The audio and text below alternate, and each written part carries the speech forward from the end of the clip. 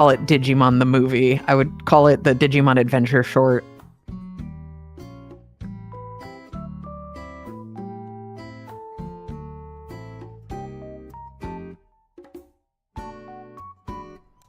Try this. Hello, chat.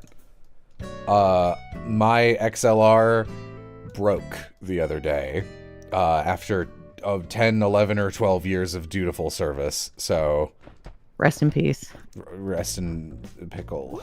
So I am now back. And I went out in the snow and I bought a new one. I'm co-streaming with Vixen, and Adrienne is here. Hi.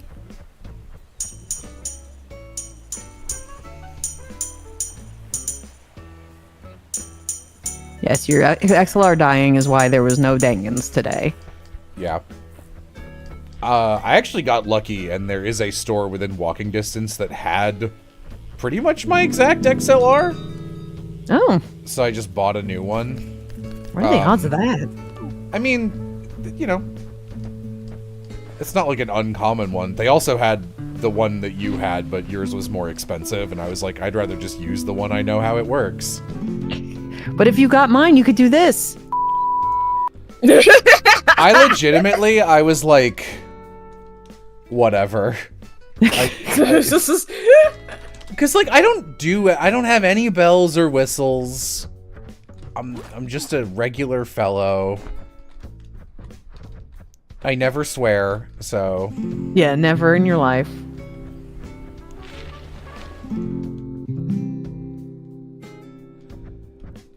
Current game at the bottom is still listed as of the devil. Well, you're gonna have to figure that out. Hi, gamer. Can't see me, gamer. It's true. There's a hat and some pants near me. Yeah.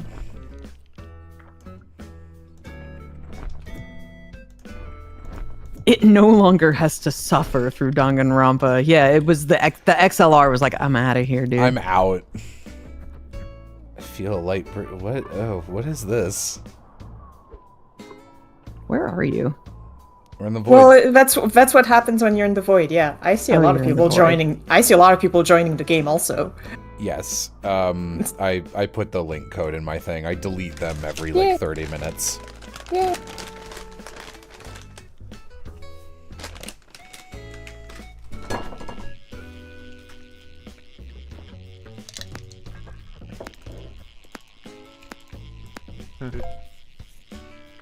Hello, gamer. Yeah, there it is. I like, oh, none of that. You bring a guitar next to me, I boot you from the lobby. I'll just tell you that right now. No, it's okay. I didn't warn anybody. Killed for music crimes.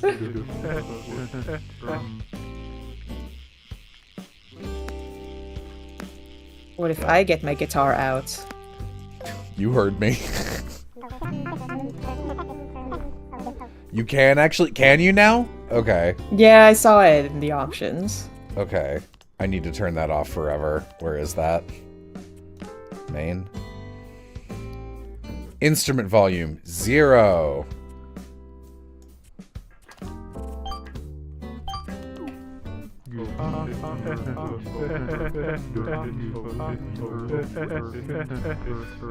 Let me also... I hate all noises. You just want your soundscape and nothing else. Look, I came to the void.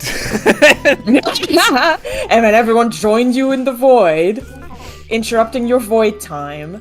I love, someone says, I've been sitting here, I assume they mean, I've been sitting here playing The World Ends With You, Neo, but I'm really amused if they meant to type exactly, I've been sitting here, The World Ends With You, Neo. Like, either they're calling me that, like that's my name, or they're being sponsored. Yeah. Yeah, it's a really fun game, The World Ends With You, Neo. I'm a hater about it. I'm a really big hater about it. Oh, there you guys are. Yeah. We're in the void. You're in the void. Hi, this is my first live stream on this channel. I heard about this channel from an In Stars in Time playthrough, and I was wondering... Hell yeah. What got you all into voice acting? Adrienne, what got you into voice acting? Well, you see, I've always thought I had a beautiful French accent when I wanted. You're and so, really good. Your French accent is, like, on point. It's really good. Yeah, it's like I'm French or something, yes. But yeah.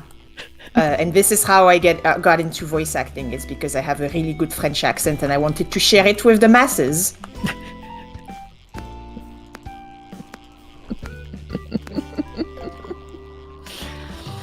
Then you voiced the Change God. And then I voiced the Change God. Canonically. Canonically. Oh my god, this fish wants to kill me. I guess the... I got it.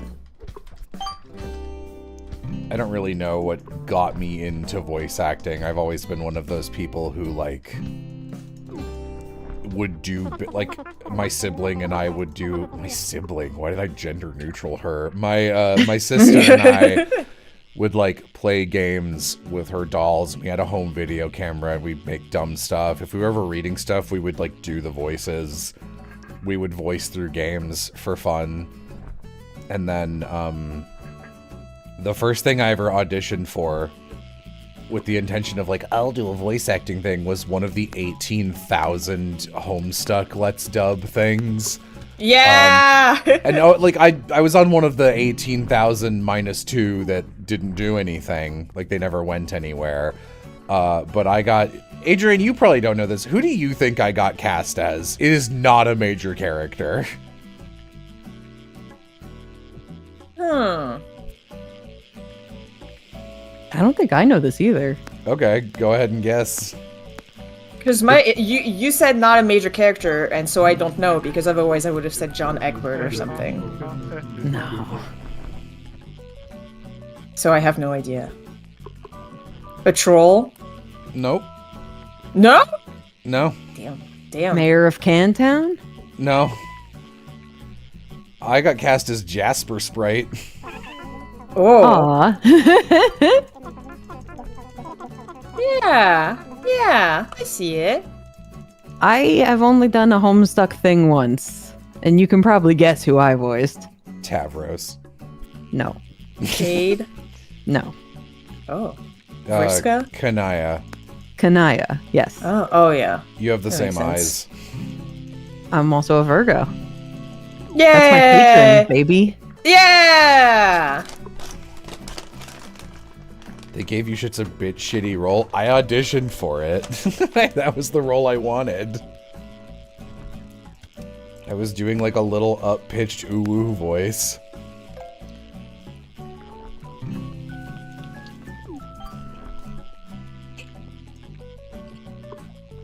There we go.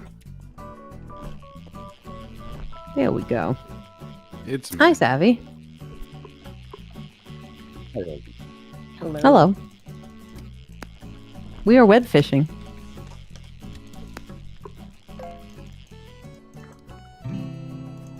Fuck, I need to start the book club reading. You have 2 weeks.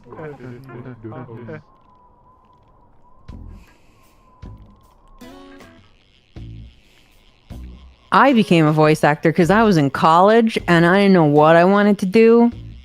And I tried a bunch of different stuff and I was like, I don't like any of this. I didn't like creative writing. I didn't like costume design. And then we were watching Detective Conan and I was like, these people are voice actors. I could do that. And then I did. I can do that. I can do when voice acting is fun, it's good. But, you know, then I did it for longer and was in the industry and was like, I don't like how this works. This is not a game I want to play. I don't want to be this kind of animal anymore. So I'm hoping to be one of those guys you go, who the fuck is this? I love this performance. And then you look them up and like once every 6 years, they're in the most random shit one time. That's what I want to be. You could be that guy. walking in on Homestuck talk was sure surprising. Listen, Where have you been? Is it? I made a Homestuck fan adventure. I cosplayed as multiple Homestuck characters.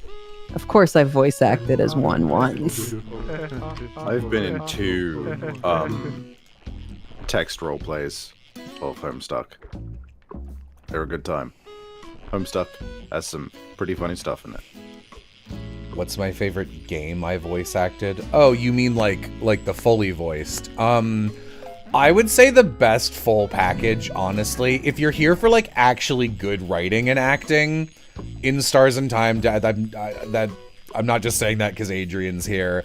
It does have the best acting in it. If you want like the best showcase of a game that's got like the best mix of like we're doing good bits, the game is charming, it's been curated in a way that like shows off the best parts, I think our Skies of Arcadia playthrough is really good. Mm-hmm. Absolutely. Honestly, our Night in the Woods read-through is really good. It's more just a way to experience Night in the Woods, though, because Night in the Woods is just a book. What's the hardest part in voice acting? You have to live in Los Angeles or Texas. Yeah. Voice acting's easy. Existing where the voice acting is hard. It was so funny because we were playing Of the Devil, which is like, what if you know, the genre that like the sort of investigative VN lawyer adjacent court case shit that Danganronpa and 999 and Ace Attorney all are. It's like Of the Devil's like, what if they made a good one? And we were doing that, and I got to like have one very brief conversation as one guy because I wasn't really in it that day for whatever reason, and I got to like act in italics, and I was like, oh my god, I forgot how this feels playing. I've been doing Danganronpa for so long. I'm sorry. I even before Danganronpa got cancelled today, I was unavailable. I've only just really gotten home in the last hour, and I jumped straight in the bath. Like, I was saying like, oh, by the way, like I'm not available, and like go ahead without me. And Jello was just like, what do you mean? Don't you want to be here for Danganronpa? And I posted a GIF of a POV of Nelson beating the fuck out of Bart Simpson. Oh, it's raining at spawn if anyone wants to go for a rain fish. Just letting you know. I live in upstate New York. I wish I could move to California or Texas. No, you don't. Stay where you are. You don't, yeah, you don't. Upstate New York is just fine, baby. Beautiful. Also, New York Build is a the remote third booth best. and do indie stuff. New York is the third best state to attempt to be a voice actor in. It's way harder than the other two, but I think it is probably the only option. I guess there's some stuff in, like, Georgia, I think. There's it's stuff like, in Jersey and there's stuff in New York, but New York you have to be in the city, like, unless you want to travel into the city every fucking time you book something. Is Georgia good for that? Georgia just has its own little subculture of, like, screen acting, which I imagine there's at least some shit, but, like, Atlanta. you know, I wouldn't move there for voice acting, if that makes sense. Yeah. If you want to be an anime voice actor, you gotta live in Dallas or Houston. If you want to be a video game voice actor, you gotta live in Los Angeles. If you want to do just Yu-Gi-Oh! And maybe some audiobooks, you can live in New York City. Otherwise, live wherever you currently are and build a home booth that's really good. Did I post about stream reschedulings? No, I was out buying a new XLR because mine broke, which is why I canceled the stream. I got home and got it running like a half an hour after the stream went. Also, Chula had a family emergency. Savvy, were you the other person who couldn't make it this week beforehand? I just had shit going on today. Yeah, so we were like, I was good to keep going because as long as we have 3, it's fine. And I was like, I'd rather get Danganronpa done sooner rather than later. But Want to finish the hell. True. hoping you could find shit in Boston. No, man, no chance. No chance. Sorry. Voice acting really is just in like 3 cities, and even then, when I say it's in New York, I mean it's barely in New York. Again, it's pretty much just Yu-Gi-Oh that gets recorded there nowadays. Yeah, like Niav has a place out there, but like they don't do very much, and they pull from Cali now. So like You might as well just be in Los Angeles. If you're in New Jersey, you could do Media Blasters, but they pretty much only dub hentai now. Hey, that's the deal. I know what they're if that's the deal. blasting. You could live in Miami. There's some Miami studios. Oh, you don't want to do that. You don't want to specifically go there for that, though. That's only if you're already there.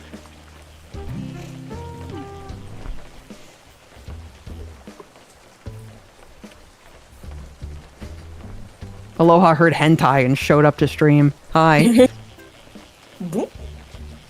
Dumb questions. In layman's terms, what is an XLR? It's the thing that your microphone plugs into so that it can then plug into your computer. You ever see like, picture of like a guy doing like audio stuff on one side of the booth, and they got a bunch of like funny knobs and dials and uppy downies. An XLR is like a tiny one of those for like a singular microphone. Anything in Arizona? No. No. Anything in Minnesota? No. No. What do I think of VA outside of America? I think Toronto and Vancouver have a little bit. They used to have more, but yeah. They used to have more, but like they still like a lot of Mattel stuff, like Barbie. I think My Little Pony is done up here. I don't know at which or of which, but like there is work. I know Gianni did a little of it. Antfish does that. Ooh, 1300. There's stuff up here. I wish Britain did anime shit again. I like British dubs of Japanese stuff. It's because you know why in the US, like voice acting is a very specialized industry, and it shouldn't be. It hurts everybody, and like we have the same union as the rest of the Screen Actors. SAG is the Screen Actors Guild, but like they're not good to voice actors because they don't give a shit about us because we don't make as much money. So who gives a fuck? But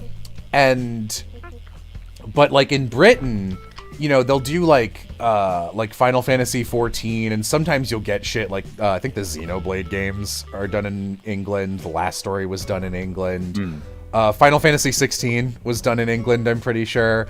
And they're just actors, and they're like, let's find an actor who's good at voice work, and then they get people who are in like 3 things, and they take it really seriously and do a good grounded performance, and it's like, this is nice. Neat. If you've never seen clips of it, big recommend looking up the original British Urusei Yatsura dub. It's really fucking funny. Yeah, if it does get frustrating just seeing like a certain type of anime voice acting becoming very prevalent, by which I mean the stuff where they don't talk like humans. Yeah, bad. Yeah. Well, and also I'm kind of sick of like American accents only, which is why I like to put international actors in my stuff because it's just fun. It's fun to have characters with accents. Someone asked earlier, what is like, fuck, where did it go? How did they phrase it? I'll see if I can find it.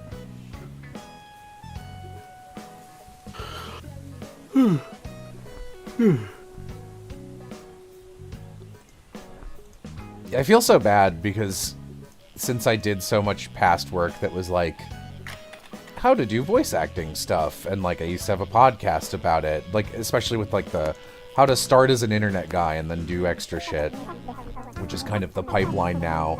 So I still get a lot of questions that are like, how do I break into this industry? And I feel bad because now my answer is just, I think it's a bad industry and you shouldn't want to work in it. I'm the little poo-poo angry guy.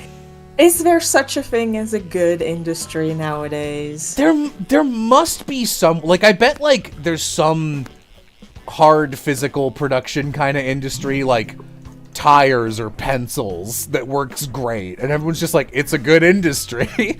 But, like, creative industry? Absolutely not. We're all fucked out here.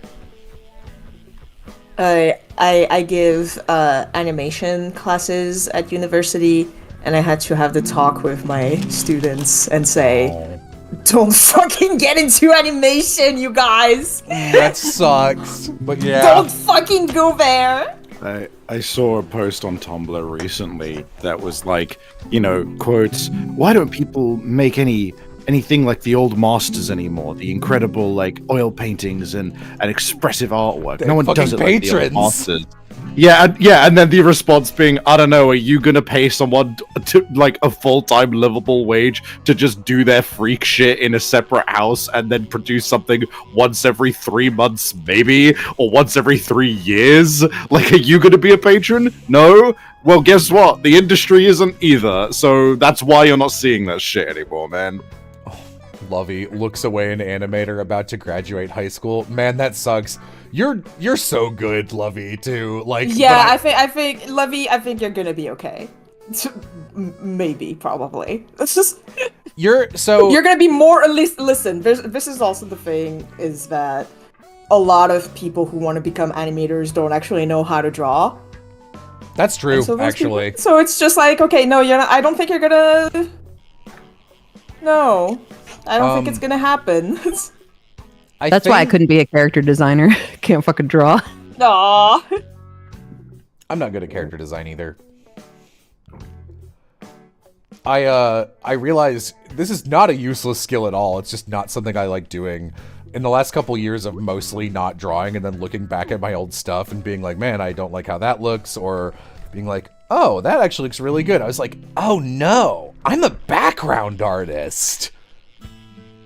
Fuck. Yeah, your background's kick-ass. Like, I'm good at perspective, and I'm good at textures, and I'm good at color if I've got a reference, and it's like, oh, I don't want to do this.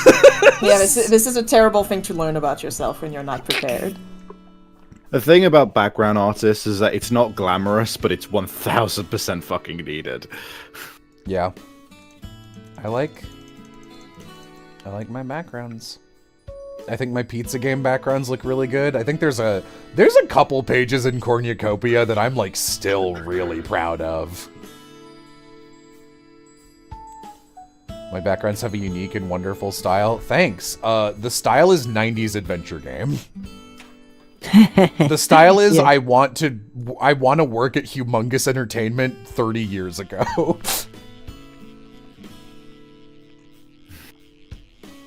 Cello discovers he's the basest of art. That's funny. That's such true. A fucking funny way it's to put true. it. It's true. It's true. Yeah. Yeah, but I don't have nearly as much actual industry experience in the animation sphere as Adrienne does, but I did get passed around as a consultant for a little while on a lot of projects because I did Epithet. And when I did that, there were, like, only... Epithet is old enough now that it came out on the same fucking week as Has-Been Hotel.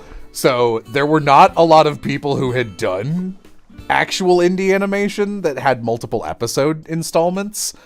And people were like, how did you do that? And I was like, well, here's the things I wouldn't do if I could go back in time, so here's that information. But I did learn how there's so few really, the indie animation sphere is, like, also extremely incestuous, and there's some people working in it who are, like, really fucking good, and you can tell that it's, like, a loss when one of them moves from one project to another. And Lovey, I feel like you will be one of those people if you want. Like, you would be one of the people which is like, oh, thank God we have Lovey working on this episode. This episode looks really good, and what happened? I'll be Harpy. How dare you?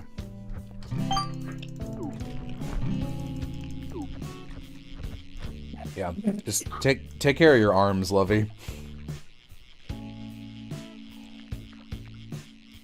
Do I also hate Has-Been Hotel?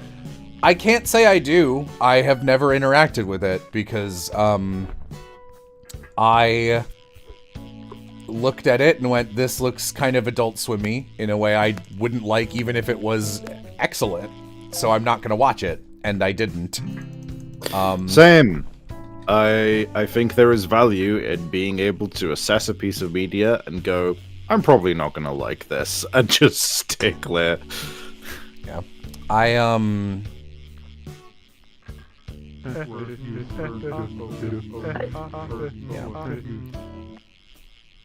Yeah, I don't know. I know a lot of people who worked on the first couple stuff for either Has-Been or Helluva, and I know I've heard a lot of like secondhand stories where a lot of people I know who have worked with Spindlehorse do not anymore and do not have fond memories of it. So my assumption is that I'm like, I don't really need any more reasons to be wary of this, and I don't really want to involve myself with it. Maybe it's better than what I've heard, but I have heard stuff that is bad multiple times. So I'm just like, okay, and I don't look at it. Also, as someone who is pretty focused on character design and stuff,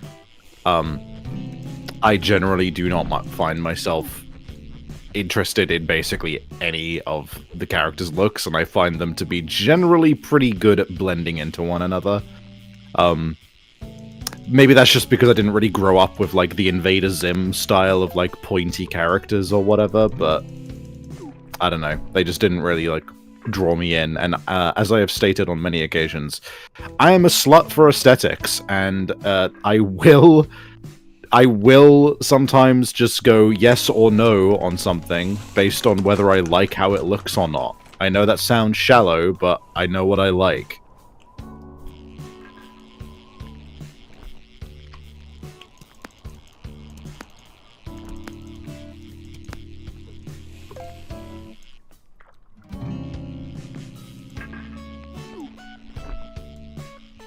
Yeah, I don't know.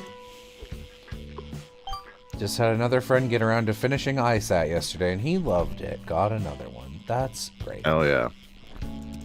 I'm very excited for whatever Adrian's next project is going to be. What do you call it? TS or something?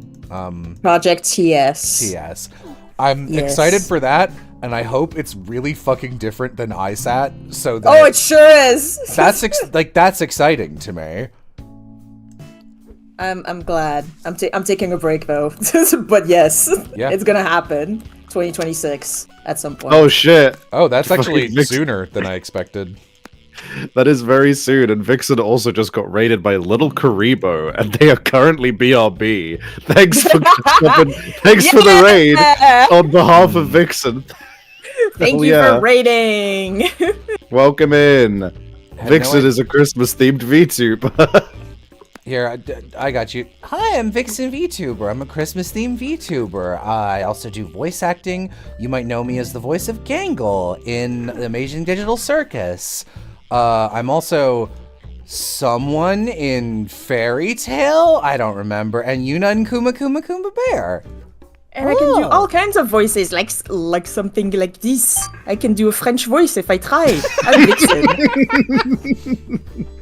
Or a British one, like this. I just can do all sorts of voices, and you should hire me. Libra in Fairy Tale. You have to know these things. Sorry. Come on, Vixen. You don't even know who you've done. Someone asked on my Tumblr. They were like, "Oh, I saw you in this random like queer anime movie." Since I'm bi, I'm one of the people they had on a list who would just fill in for extra stuff there. And That's how it works, replacement. man. Queer replacement.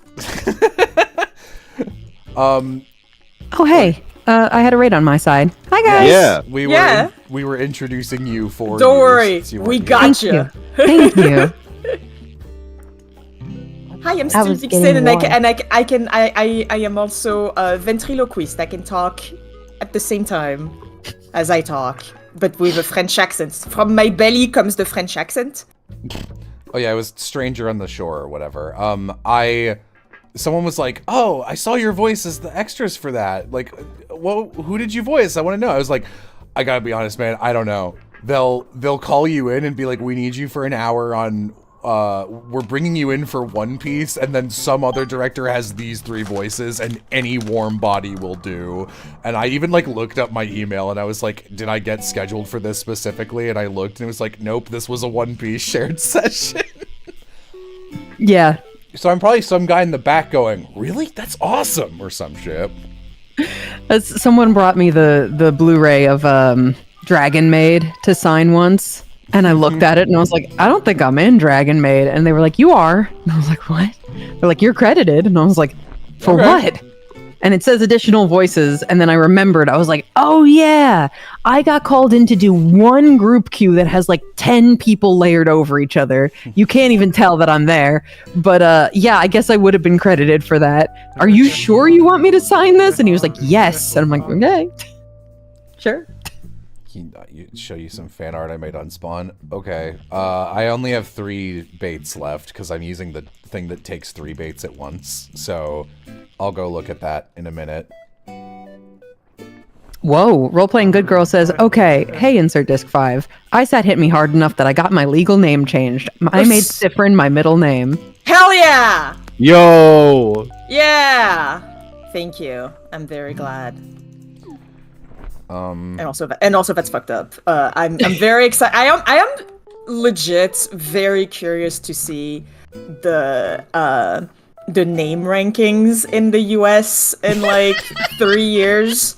Because you know Straight to the top. you know Sifrin's gonna be up there. Everybody naming their babies Isabeau. The New York Times is gonna start doing like articles on like, why do people have so many French names?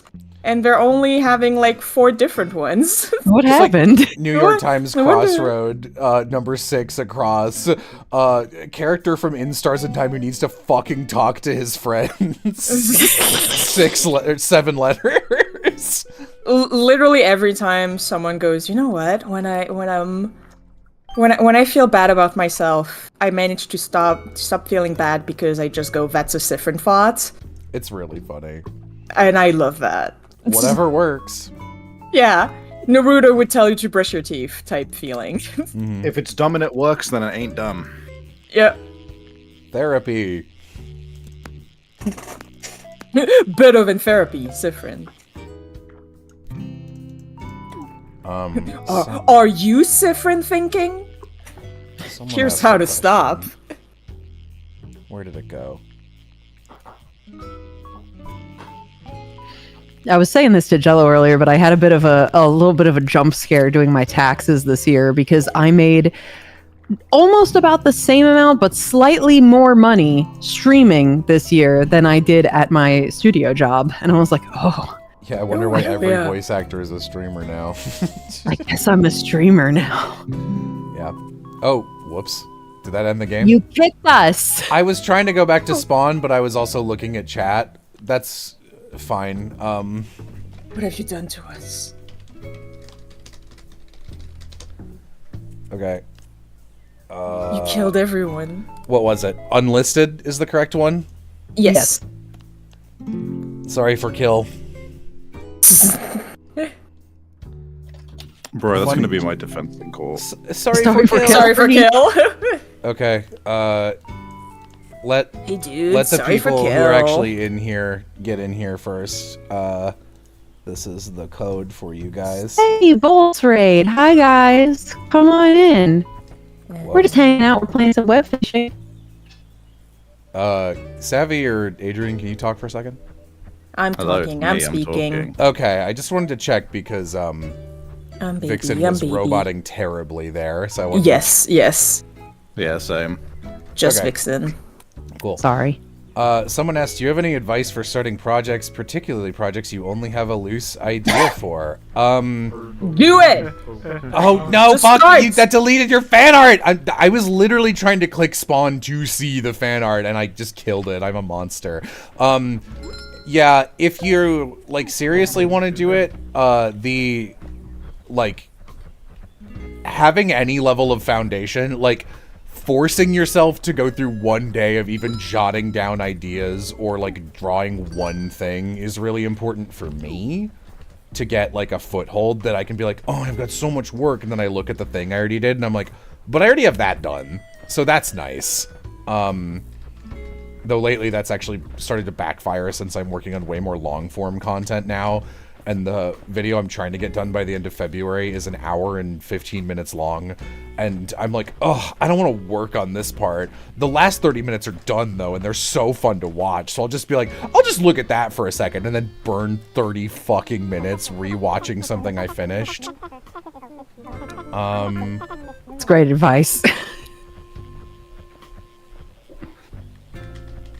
My advice, which is relevant to me right now, is if you can't write or do anything on it, that might not mean that the project's bad. It might mean that you're burnt out. Might be time to take a nap.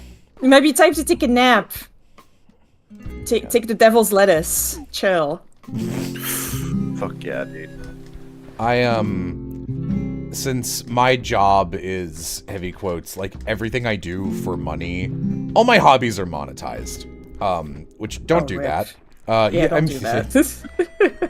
That's just how my career path has been. It is what it is. You should get a new hobby that is not monetized and don't tell anyone. I don't want to do that. I don't need any more hobbies. So, thinking words. What I do is I will purposefully do projects that I know my end goal is not to complete. Like, they're just like practice. So like a thing that long-term patrons know I like to do is waste way too much time, like, writing out entire video games, but like text LPs for video games that don't exist, and I just like design them conceptually as I go. And that's really fun to me and relaxing, even though it is very close to a lot of work I actually have been paid to do, because I'm not like, oh, I need to get this done by the deadline. I'm just like, well, this is never going to be a real video game. So, like, I don't need to think about, like I'm always in a blue sky phase of like, well, it doesn't matter if it would cost a lot of time or money to make a new biome. Like, you can make maps that are like a grassland and an ice area, but it's like, if you want a volcano, that's like a whole new area, so it would be smarter to like use a couple maps as volcano maps or something, so you get the most of your money's worth out of that. Like, I don't have to think about any of that shit. So for me, that's like a hobby. You put way too much effort into the Ford crawler video. I did. I actually gave up on it and picked it up 3 months later, which is why it has so much effort. I was having so much trouble, because, like, the joke is that those games have so much crosstalk, but actually the sitting we were in did not have that much crosstalk before that bit, because we we were making a joke about previous streams. Mm-hmm.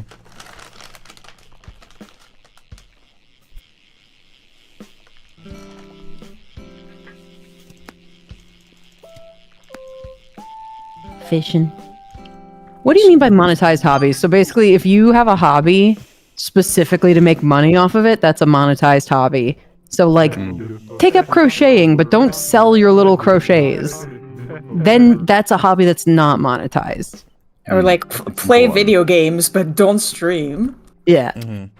I have models and stuff that I will just fuck around with and paint and put together, and I don't have the fucking goal to like go out and like win prizes with with my painting or sell my painted models or anything. I just have fun sticking models together and seeing what I come up with.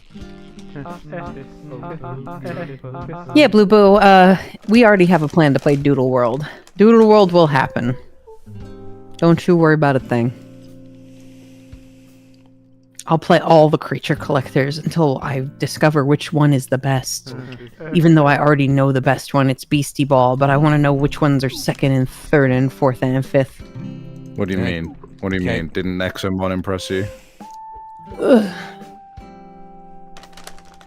Adrienne. What? This fucking game I played called Nexomon. I played both of them, the first one and the second one, and it drove me insane. All the dialogue was edgelord bullshit or fourth wall breaking. Oh hell yeah, that's how you know it's the best game ever made. I was losing my fucking mind. And it's got positive reviews, and I got some comments on my VODs being like, ugh, kind of a tall order that you are saying that you hate this game so much when it has such positive reviews. And I'm like, dude, I barely watched you play either Nexomon. They're so obnoxious. Nexomon is like if Josh Whedon made video games. My big problem is that I'm too nice about games. Like, I play too many games that kind of sucko. And the one time I'm like, don't really like this game, people are like, how about you're wrong?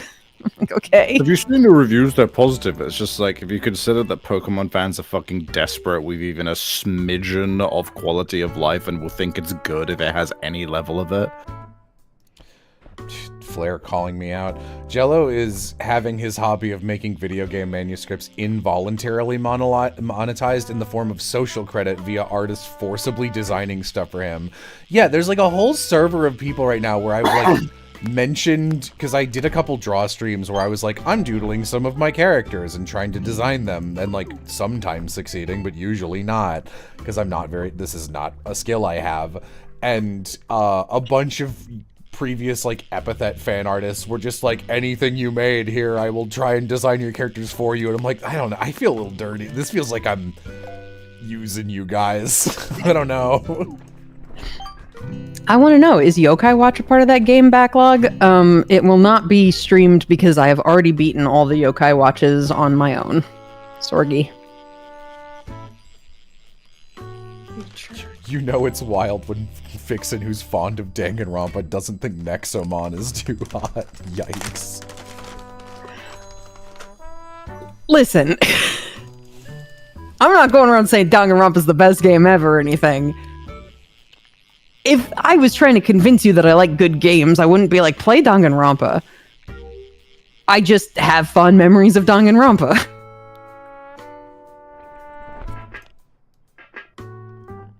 Yeah, Danganronpa was fucking based. I don't know if that's the word I'd use. It was peak. It was Kino. Nah. Well, it's because you played the first one, and the first one kind of sucks. Well, Then the second one. The series sucks. Yeah, you like the second one because it's got yaoi in it. No. it just has a white-haired anime boy. Uh-huh. What the okay, that scared me. I walk over, I pick up fucking Komaida's hair and style it into spikes and rename him. Like, yeah! Where's my guy? Listen, he has a tragic backstory. I can only stand. Oh my god. My favorite Komaida moment is when he's in Ultra Despair Girls, and when you talk to him about it, he's like, yeah, Lamau, I don't know why I'm here either. Yeah, classic. Classic Komaida. Listen, Komaida's my little guy. He has nice hair. No, he doesn't. He has a deadly disease. He does not have nice hair. Which makes him baby boy. He has hair like a mad professor from a quirky Saturday morning cartoon. Here's yeah, the thing. And that's what I said. You made it into a good hairstyle with Sifrin, but it looks absolutely fucking terrible on Komaida's sprite. Listen, I don't know what you're talking about. Sifrin's hairstyle is not Komaida's hairstyle. It is very much inspired by Komaida's hairstyle. I'm so sorry to tell you that. Oh my god. I'm afraid to inform you of this, since you are the creator of the game, but you are incorrect. Listen, the author is dead. Listen to me. Komeda has greasy, thin hair, just like Sifrin. Yeah, Well, but there it you go looks again, way it's worse greasy. on Komeda. It's because I am not a good artist because I couldn't make you realize that Sifrin has terrible hair. It does look better It on. is a- It it is looks a like core Sifrin has part pretty of- good hair. Core part of Sifrin's personality is that they never brush their hair. Gross. Yeah, baby boy. No,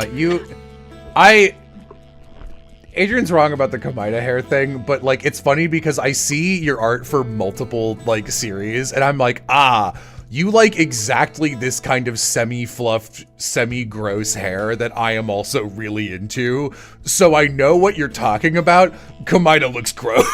It looks disgusting. But listen, he's my oh my god, you're yucking my yum so hard, you guys. He's my baby boy. And I can Listen, get he can his be your baby boy. He can be your Listen, baby boy, but I can get his underwear, which is not gross. It is not the worst thing that Danganronpa hair. has ever done. It's always worse. But listen, he has a tragic backstory, and that's all I need in a baby boy. and then they cleaned him up and they made Shun Tribe 9. Just another white-haired Danganronpa boy. Yeah, but he was boring. Okay. He is At boring. least he take the shower. Yeah, and that makes him less attractive as an anime boy. I need my anime boys stinky. It's so funny. Ever- One of my favorite like creator anecdotes ever is the guys who made Death Note going like, we really wanted L to be unattractive and we don't understand why all these teenage girls like him. And it's like, I don't know, man, you made a really fun character and then gave him a really weird freak ass iconic design. Amy sits like L Death Note a lot, actually, like in ways that would like destroy a chair if it was me sitting in them. I love El Death Note, but it is essential, okay, that he have his English dub voice. If you take it away, I'm not in love with El Death Note anymore. He does have a good English dub voice from a screen actor who doesn't do dubbing, and this is exactly what I'm saying about British dubs and why they're interesting. Yeah, he's so good. He's really good. His voice is so attractive. Teenage girls are known freaks. Teenage girls should be hired as consultants on huge projects more often. The world would be so much more interesting. Then you get some freak ass characters instead of Exactly. little girls having to be like, "Oh, I'm going to take this character from this bad thing and I'm going to just tweak them a little bit so that I'm they're my gonna little one-slur Blorbo." him. I'm going to one-slur him, yeah. Back off, everyone. I gotta one-slur this bad boy. So Adrian, what is your Hajime opinion? He has big boobs. Okay. Do you like him? Yeah. Okay. I like him. Do you have a ship in Super Danganronpa? You know what it is. Stop trying to get me. You know exactly what my ship is with Hajime. I'm just saying. You don't That's have to why say you like it the out loud. second You're one. disgusting. You disgust me. You're trying to get me on like a technicality, like we're at a fucking trial. Like, oh my god, hey, like, judge, can we get the fucking person doing the fucking testimony to say what her favorite ship is in Super Danganronpa? Can we? No, asked and answered. Go away! I would pay money to see you in court, Adrian. You'd be so funny. Your Honor. I understand. I stabbed him and he died. I understand. But the knife is my Blorbo. He had it coming! He fucking had it coming! He's my little guy. Lawyer, would you shut the fuck up? Would you shut the fuck up for 2 seconds? You're fired. No, they need to know! I'm They need to know that self-representing. he had it coming! You can't fucking fire me from this court. I'm staying. I'm just saying. Firing me from the testimony like you think that's a thing you can do? I'm staying here until the end. Listen, you can get me right back, Adrian. My ship is in the third one, and you know what ship it is. I forget his name. Like Komeda-like and main character. Yeah, obviously. Yeah, obviously. Obviously. Me too, sister. We're one and the same. So you can get me back. You don't have to lie. You don't have to pretend But it's not embarrassing. It's basic. You're basic bitching by saying, yeah, my favorite one is like the popular ship. It's like, yeah, okay, and get away from here. I'm on the stands. How does it feel to have genuinely added what I would say, like, I think Sifrin is actually like a for real modern Tumblr sexy man. Feels weird, but a Tumblr icon. Yeah. How does it feel to have succeeded where so many others have tried and failed? They weren't, like, everyone else has failed because it wasn't coming from the heart. I could have been a consultant, a teenage consultant in a past life, and that's why I knew exactly how to do a Tumblr sexy guy. It needs to come from the heart. It doesn't need to come from a place of like disdain or hatred. It needs to come from what's the coolest little meow meow I can create. And then you make it true. Listen, my next try is to try and create a Vriska. So we'll see if I Oh succeeded. no. Okay. Hell yeah. Oh, Hell yeah. boy. Hell yeah. I think you can do it, which is like what scares I me. think so. I'll try. I'll try.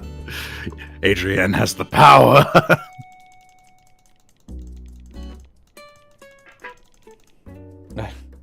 I have no idea what this means. God, I wish I were you, chatter.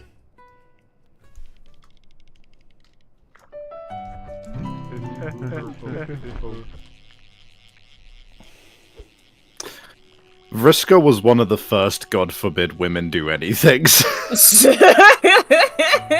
You know what? First there was Lilith, and then there was Vriska.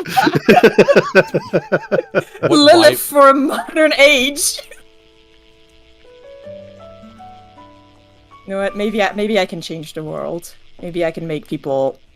I think if people realize that a character is a Vriska and they hate her for it, I have succeeded. If they don't realize that this is a Vriska and they love her, I have also succeeded. Flair says, "I'm sorry, Savvy, but I do hate Vriska terribly. Why are you apologizing to me? I really don't give that much of a shit about Vriska." Savvy owns Vriska and is now crying. Did I give the impression that I was a Vriska stan? A lot of, not to be rude, Savvy, you honestly do give the impression just by default. Look, just because I'm into horrible women in a lot of things doesn't mean that I like Vriska. You're into horrible women and you're the exact age to have, like, uncomplicatedly have been like, I love Vriska Homestuck when she was premiered. So the power that has been instilled in me that has allowed me to avoid such a fate is that I didn't read Homestuck when it was around and popular. I read it like 2 years ago. In 2023 or some shit. Damn, how badly has it aged? I mean, so two fun things that both sound like oh no's out of context. My last boyfriend asked me, not sequentially, he was like, so what's the deal with Steven Universe? Can you tell me about it? And I did, and that was fun. Because this is relevant, I'm getting there. And I was like, I'm going to tell it to you this way, where I cut out all the things that I think are not good about Steven Universe and just explain to you all the amazing shit it does and the cool stuff it does. And he was like, this sounds great. And I was like, okay, now I'm going to fill in all those gaps. And he was like, oh, I see. I understand why people talk about it this way and why there are videos and too many videos. And I was like, yes. And then he, on a different night, was like, what's Homestuck about? And I was like, okay. And I did my best. I was like, hey, I only read to this. I read the Alpha Kids showed up and I went, fuck this. And I left. So I did not make it all the way. I don't even think I made it. Yeah. I think at this point I'm less than halfway, actually. That fucking series ballooned. But I was like, yeah, here. So like, this is the very vague premise. and like here's what was cool about like the part when it was just the beta kids, and here's how cool it felt to see like a S next to the next link. And I was like, actually, let's watch some of those. And I was watching them, and in real time reliving why I liked like early Homestuck and how fucking cool it felt to like watch it get to the level of like animation and weird extra shit going on that it had. And then when we got to the trolls, have that again in real time, losing why I liked it and going like, oh my god, it's like I'm going through 2 or 3 years of being a fan of this in microcosm again. It is definitely aged poorly in some ways. There is some stuff which I think is of its time, but not in the sense of like, oh, it's racist, but more in the sense of just like, there was a certain culture on the internet back when Homestuck was around, and like, I just straight up think you miss a lot of aspects of Homestuck by not having been around when the internet was how it was when Homestuck was around.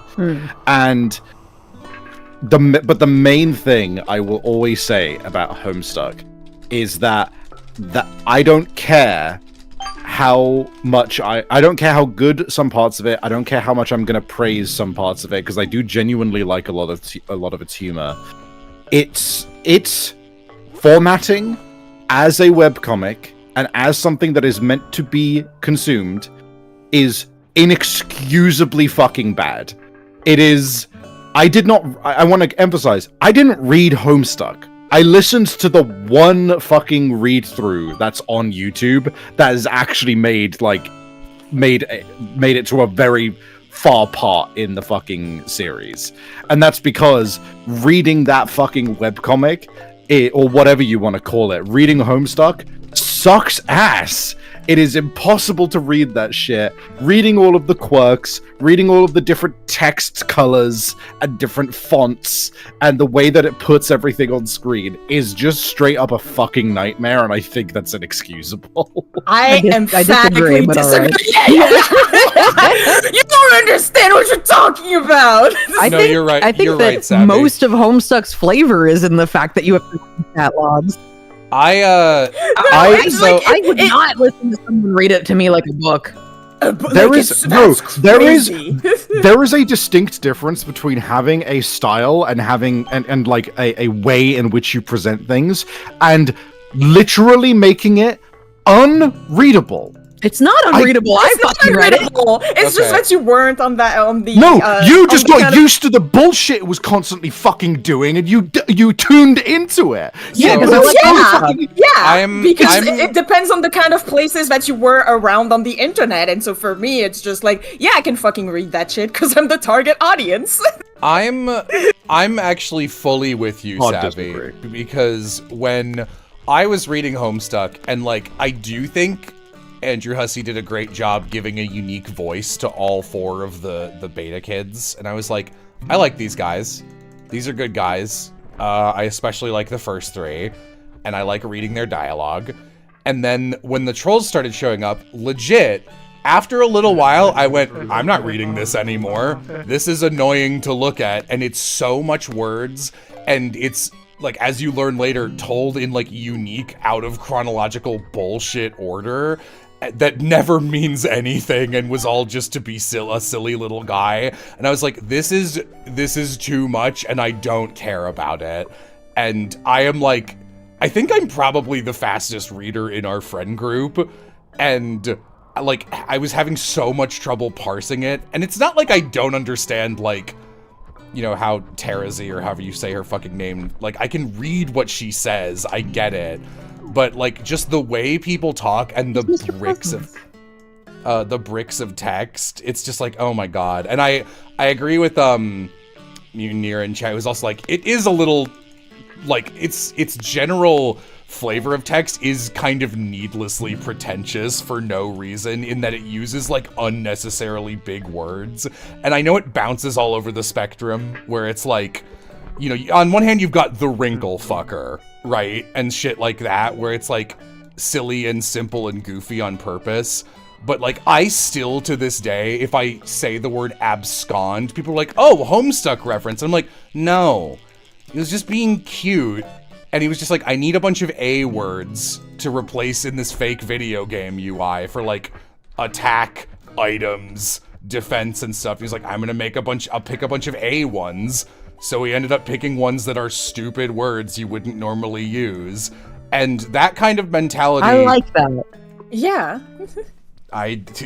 Sounds like you're mad that Andrew Ussie wrote abscond instead of you, huh? Wow, Andrew Ussie was smarter than you before you, and so that's why you're angry.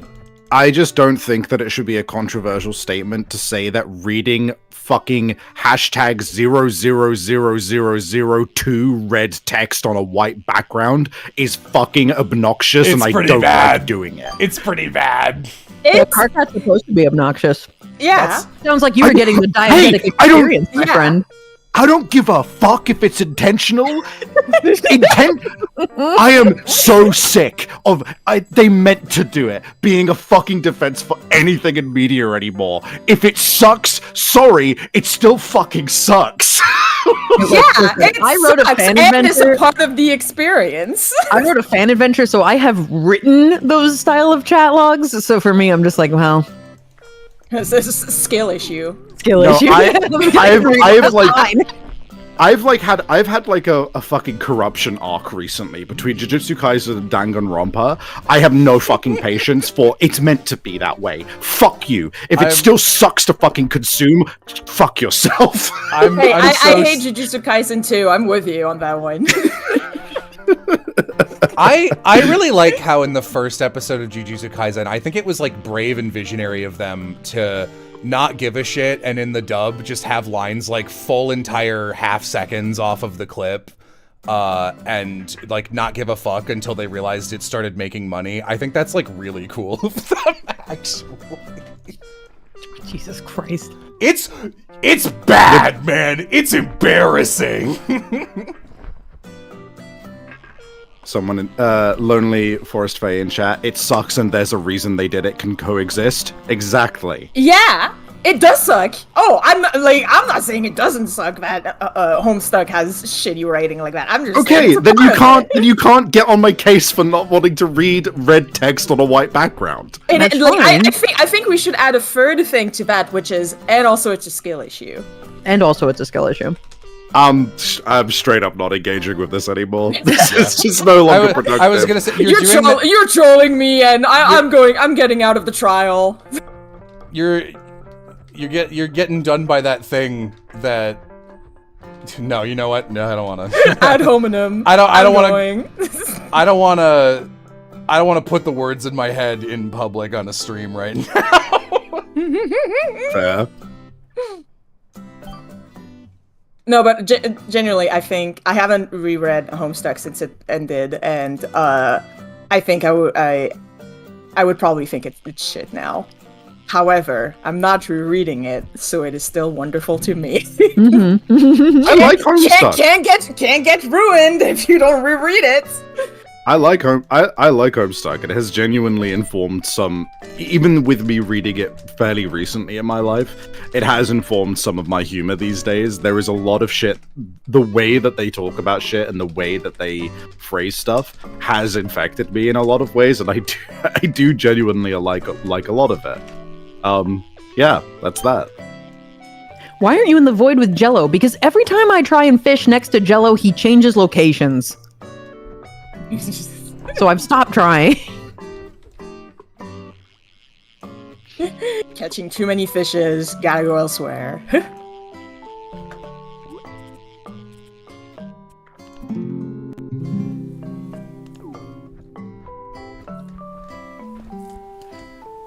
So I wrote my Homestuck fan adventure, and then I wrote an ISAT fanfic, and it's the same. Hell yeah. Hell yeah. Hell yeah! You ever gonna read my fanfic, Adrienne? No, I'm never gonna, if that makes you feel better. No, it makes me feel worse. How dare you? I'm so sorry. You can send me one sentence and I'll read it. I'll even read it aloud if you want. No. If you were to make if I was gonna make you consume one thing connected to my fanfic, it would be It would be the animatic that Artolite made for me because it's a good animatic. I most likely saw it. I look at all the animatics. There's one for my fanfic. I'm really fucking chuffed about that.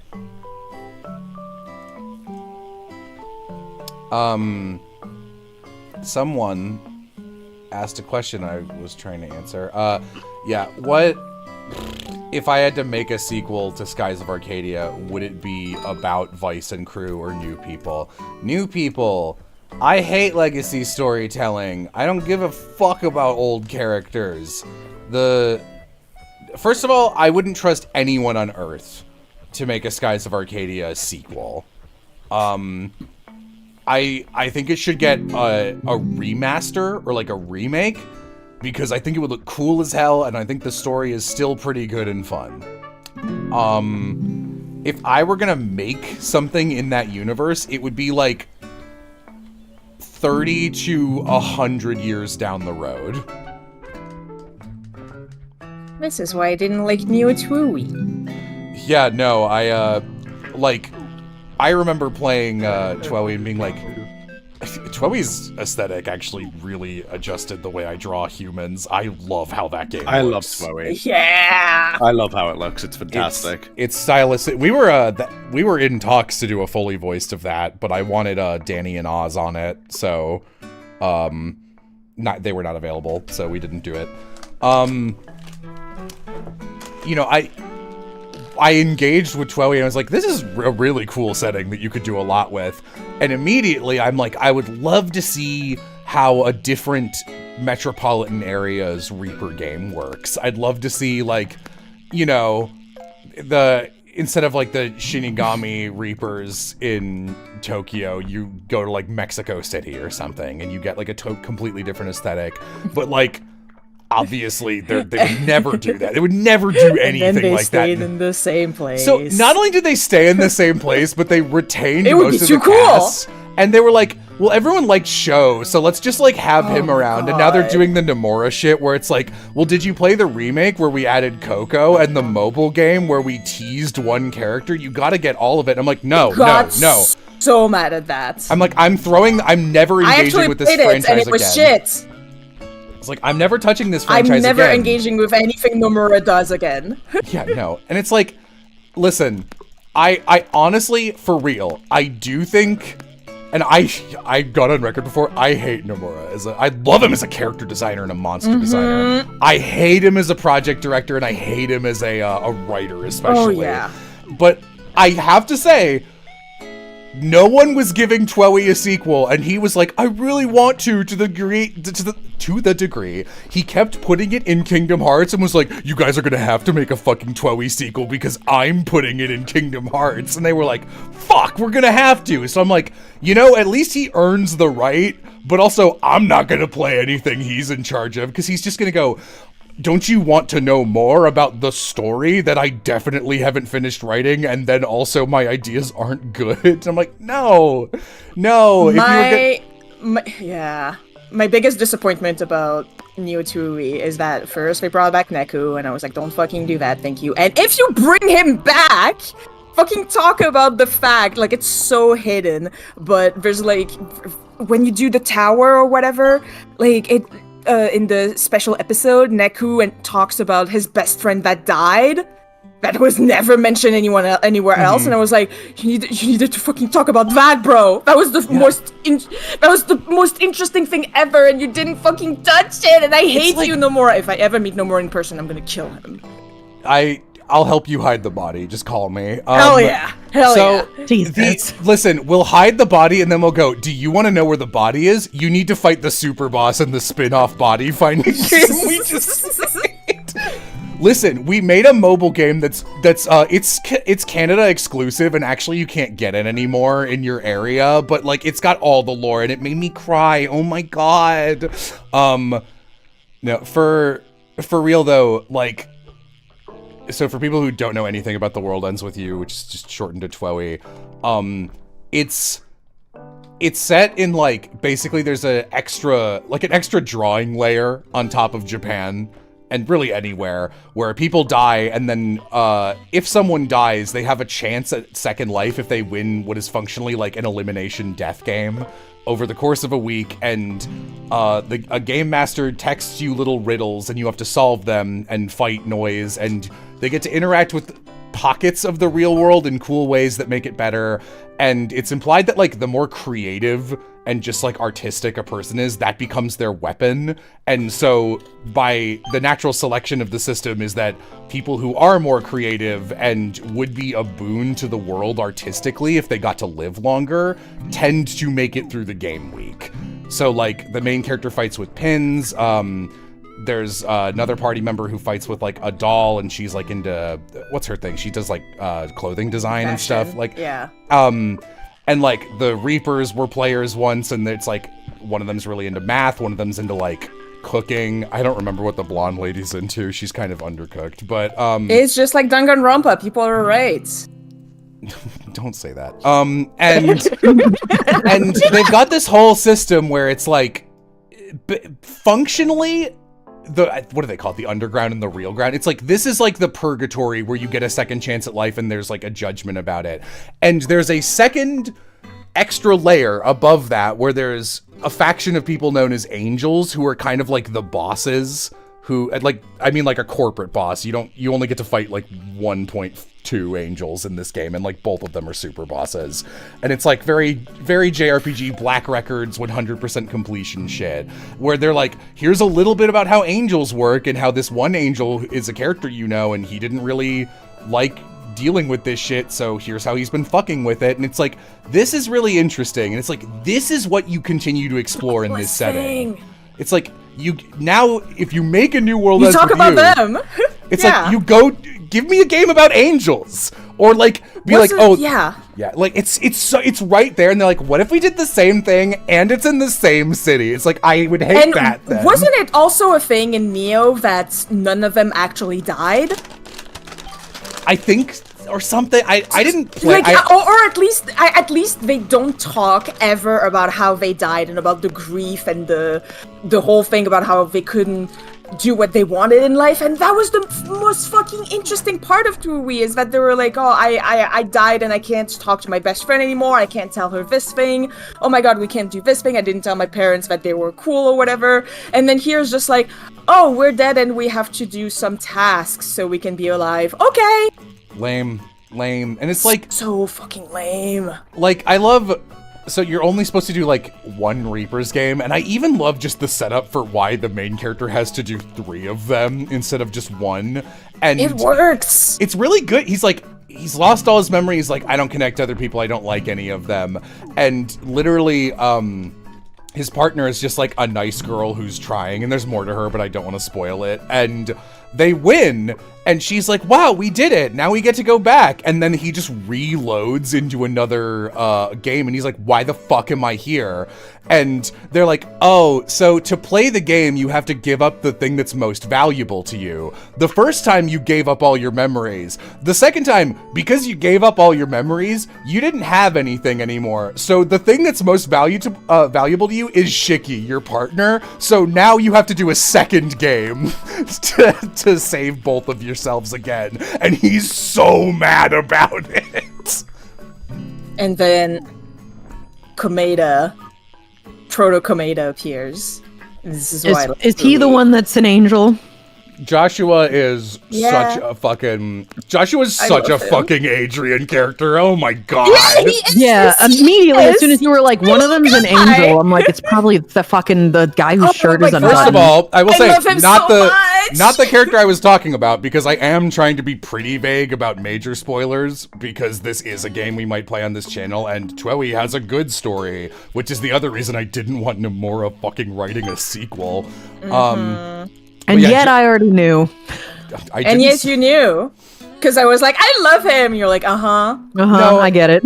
The reason Adrienne loves him is because he's a white-haired twink with messy hair who is a piece of shit to the other male who's lead. Also home of the sexual. Oh, he's really gay. Oh, he's so gay. You feed him an ice cream cone, he goes, I'm in paradise. I love him. time! We need to make more guys like that. That's what you're doing. In the factories. I didn't play Neo 208 because my sister is the biggest 208 fan I've ever met, and both of us were like, I don't know, this doesn't look good. And she's like, well, I'm obviously gonna play it. And she played it, and I was like, was it any good? And she was like, no. so I just trust her. The worst thing about it is it has romance. And not good romance. You know, that was not because the thing I wanted. doesn't know how to write romance between a man and a woman. She's like, a man and a woman in love? They just need to look at each other, right? Yeah. So Nomura is one of those creators who I mean this like with all the kindness in my heart, for real. I look at how they write and I go, have you ever had a friend? Like I'm concerned for you. Yeah! What do you think friendship is? Because what you depict as deep friendship is like what I would consider like passing acquaintance. And like your friends are also very mean to each other. They're either mean to each other or don't interact. And it's like, are you good, dude? I feel that's not how I feel about how he writes. It feels like for romance, what he thinks is romance between a man and a woman is passing acquaintances. And what he thinks is friendship between two men is like very like soulmates. We don't need to speak. We understand each other just by being in the same like vicinity, which is like okay, but but also even for this part, which makes me happy because I'm a fucking Fujoshi, I'm still like, okay, but what are their interests? Do they know of each other's interests? Can you tell me anything about them? Towards each other and then they become like soulmates. Yeah, it's like yeah. Literally, can you tell me anything about Sora? I swear I'm not gonna go into this because this is my Jujutsu Kaisen trigger a la Savvy's. So that reminded me in kind of an obtuse way of in Fire Emblem Three Houses. There's a character named Petra who is like supposed to be from like another country, and she's like if Odile was done the worst, least interesting way possible, and she's like. She shows up and like she's like bilingual and clearly like struggling with whatever the common tongue is in this game. They don't give it a name, but like I think the localizers like were afraid they'd get yelled at if they gave her any kind of accent. So instead she just talks like a caveman, which is like kind of the worst. And I'm like, all right, that's bad. But and it's worse. Like, and you know, all her stuff is like, I am from another country, and it's like, okay, great. Can you, and like there's a little potential maybe because she is friends with like the current heir apparent to the Empire, and her little country got fucked over by the Empire, and she's basically like that thing that countries do where they take in a prince or a princess and they're like, they're a guest of the Empire, but the understood implication is, hey, if your little country goes to war, we're just gonna kill your royal. Like they're a hostage functionally. I'm like, that's pretty interesting. That could lead to some really interesting dynamics between these characters. And they obviously do nothing with it because it's Fire Emblem Three Houses. But also I was like, can you tell me anything about your country? Like what's your religion? What are your like foods? How do you cook stuff? When you say you're homesick, what are you missing? What do you value? What's different here? And she's always just like, we love running wild and free through nature. And I'm like, oh man, this is some Unga Bunga Island people shit that's like really uncomfortable, actually. Yeah, we like hunting and living with nature. That's it. And it's like, you can give characters lost items and like things they're interested in, and the only thing she has, they couldn't even think of like something she would lose. Like, oh, this is like a hair pendant carved from like whalebone or something, and like it's a really big deal to hook a whale on our island because it feeds us for a long time. So like whalebones are sacred. Like even giving like the hunting some kind of flavor, they don't do that. It's literally like, oh, it's a dictionary that translates things from Brigid to Faudelanese. Who could have lost this? Is it the one character who would use it? Yes. And then it's like, does she have any items? It's like hunting knife. I'm like, I'm gonna kill you people. This is so embarrassing. I don't get it. It's like the most fun thing about writing is like asking hypothetical questions about your own Blorbos and going, actually, what would they be into? And like thinking about it. And man. You can't stop me from thinking what my Blorbos are into.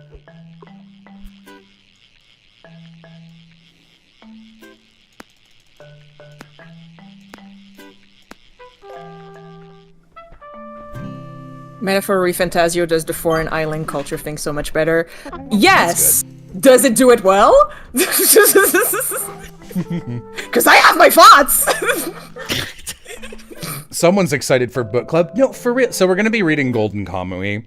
And I was like, I don't know if I did a good job of explaining this in my Patreon post that was like, hey, Golden Kamui is this big, like, it's like a Western, like cowboys, but, you know, it's takes place in like Hokkaido at the turn of the 19th century, but it's also like a really incredible historical fiction because they do a bonkers amount of research on like everything from that era.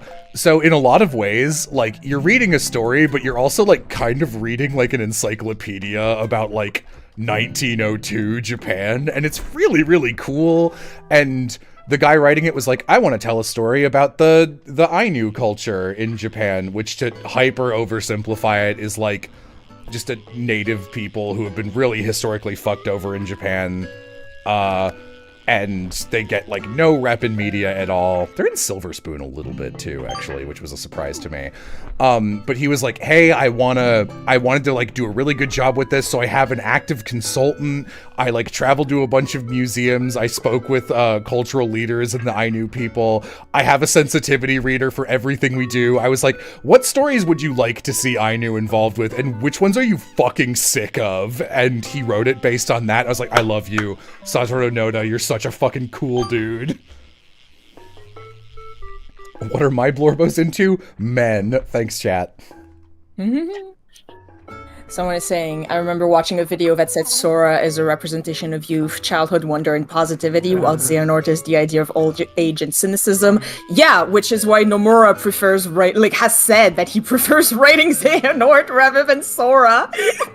Oh, Twelly's by the Kingdom Hearts guy? No, he was the character designer on the original, and now he's the director on the sequel. Oh.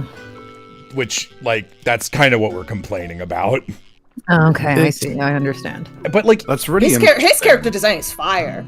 Oh, it's amazing. That's really interesting because there was something of a similar kind of idea that I was talking about with my friends recently. So Robert Eggers, the director of Nosferatu and The Lighthouse and The Vivitch. I've watched The Lighthouse and I've watched the Nosferatu, and I watched Nosferatu twice.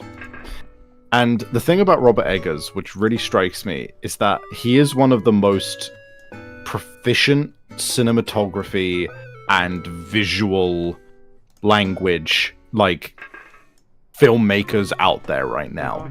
I have never seen someone who is so capable of creating such a striking visual and really utilizing what the movie's strengths are in that way, right? He's also very good at painting an atmosphere. He's so good at so much.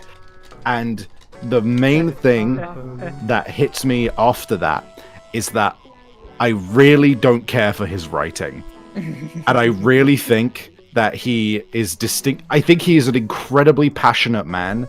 I think he has a real love for the craft, and I think it shows in what he does. But I don't think he has much to say, and I feel that very distinctly whenever I'm like watching one of his movies. I want to watch his other stuff to see if that carries through, but like the way you're talking about Nomura, of like he has fantastic, character design and various other stuff, but fails in this particular category. I feel that way about Robert Eggers, where like he's not necessarily like terrible at writing. I just think he falls short, and I think he would do a lot better if he had like an additional writer on his movies, which was like the lead writer. I think I'm gonna cycle through the... Oh, no, we still have room. Let me just, there's like 5 people. I don't need to boot anybody. Here's lobby code. Sorry about that. I guess I'll pin that.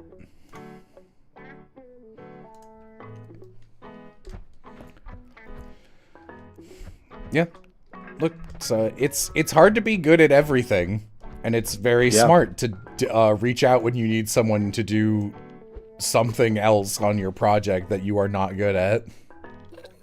Not everyone is Concerned Ape or Toby Fox, And even Concerned Ape can't draw beds. We were talking about Steven Universe earlier, so recently I got a review on In Stars in Time that said, "This is the Steven Universe of games. Thumbs up." I was like, okay. No.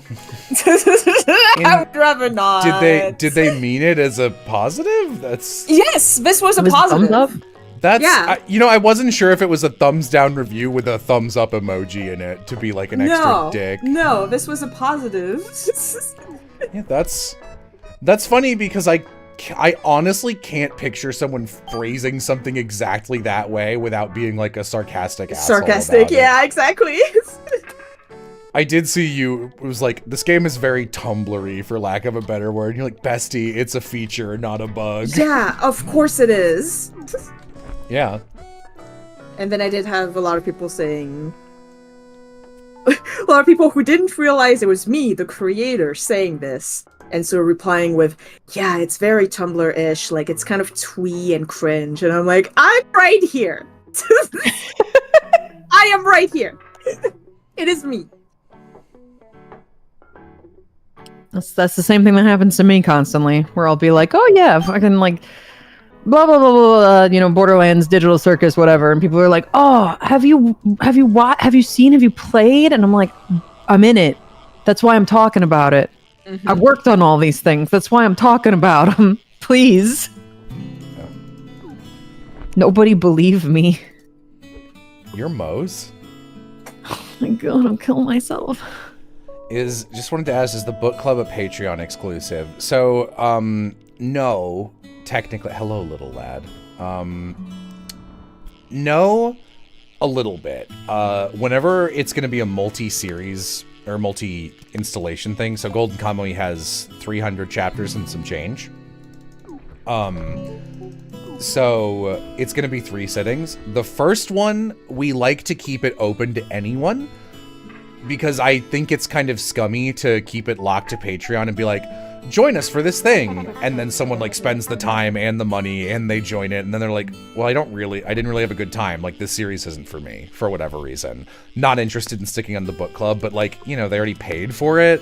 That feels mean to me. So the first one is just open. The other two will be pretty lady. Yeah, I'd love Gangle from the Amazing Digital Circus. Too bad I've never seen it. God, just remind me. I am always reminded of one of my favorite Twitch usernames I've ever seen, which is Amazing Digital Cigarette. just makes me chuckle. It muckle me chuckle. Vixen works on Digital Circus? You think she ever met Gangle's VA, Marissa Lenti? Yes. Let's kill somebody. It's starting to lose a bit of its luster, unfortunately, as a joke. Now I'm starting to become real life frustrated. I'm surprised you lasted this long, to be honest. Yeah, exactly. This is the kind of joke you hate on record. Yeah.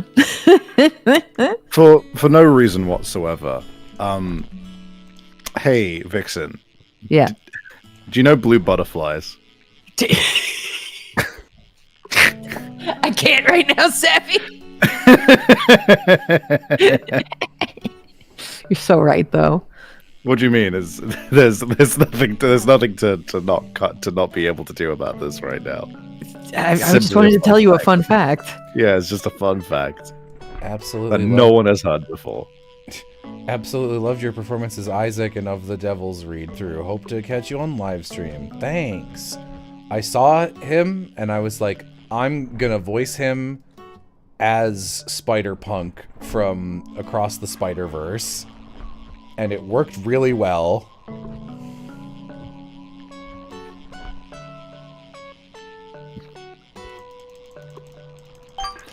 I will say, the people were mentioning a bunch of my roles in the chat as like, oh, Lamau, you're this one, and then someone brought up Class of '09 and asked how it was. I did not like working on that game. I'm gonna tell you straight up, and people bring it up to me constantly now. Constantly, people are talking about Class of '09, and I'm like, stop, please. It's one of my least proud roles ever. Fair.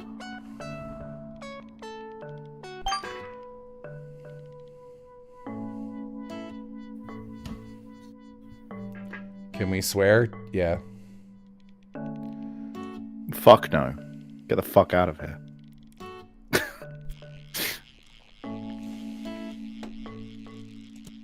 Oh, Gilded Worm license.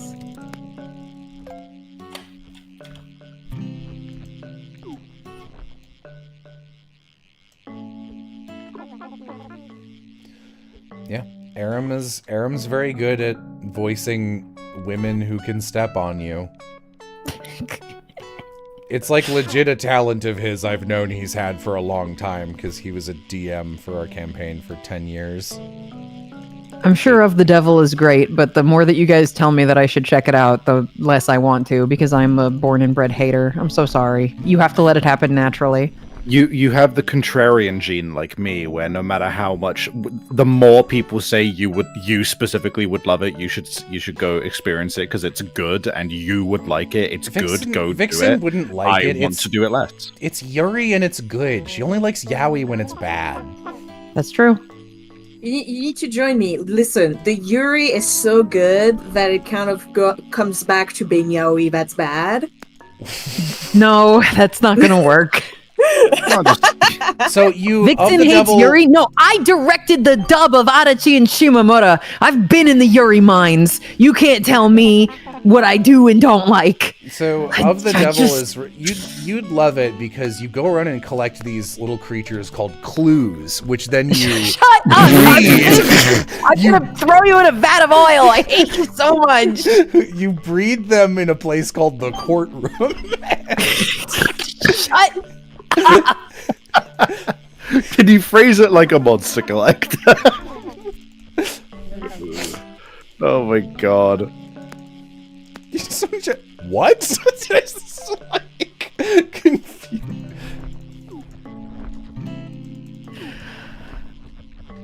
I've done so much Yuri for work. I directed Adachi and Shimamura. I wrote the script for Bloom Into You. I wrote the script for Kase-san and Morning Glories. That's work. Leave me alone. Eventually, loving women just becomes a job. It's just a job. It's just a job for me. I did my time at the Yuri factory. Yeah.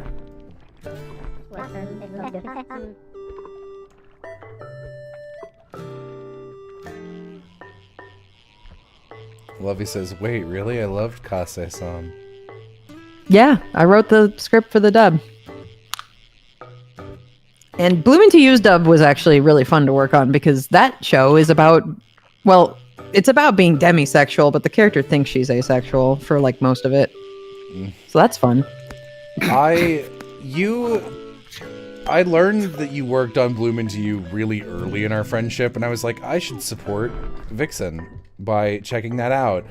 And I was like, oh, I actually hate this main relationship. I think it's so gross and unhealthy in the first couple episodes. I'm out. Oh yeah, it's bad. It's but I yucky. really there's a different character that the main character talks to a lot, and he's Ace, and also Aero, and she's like, I think I'm that too, and he's like, no, you're not.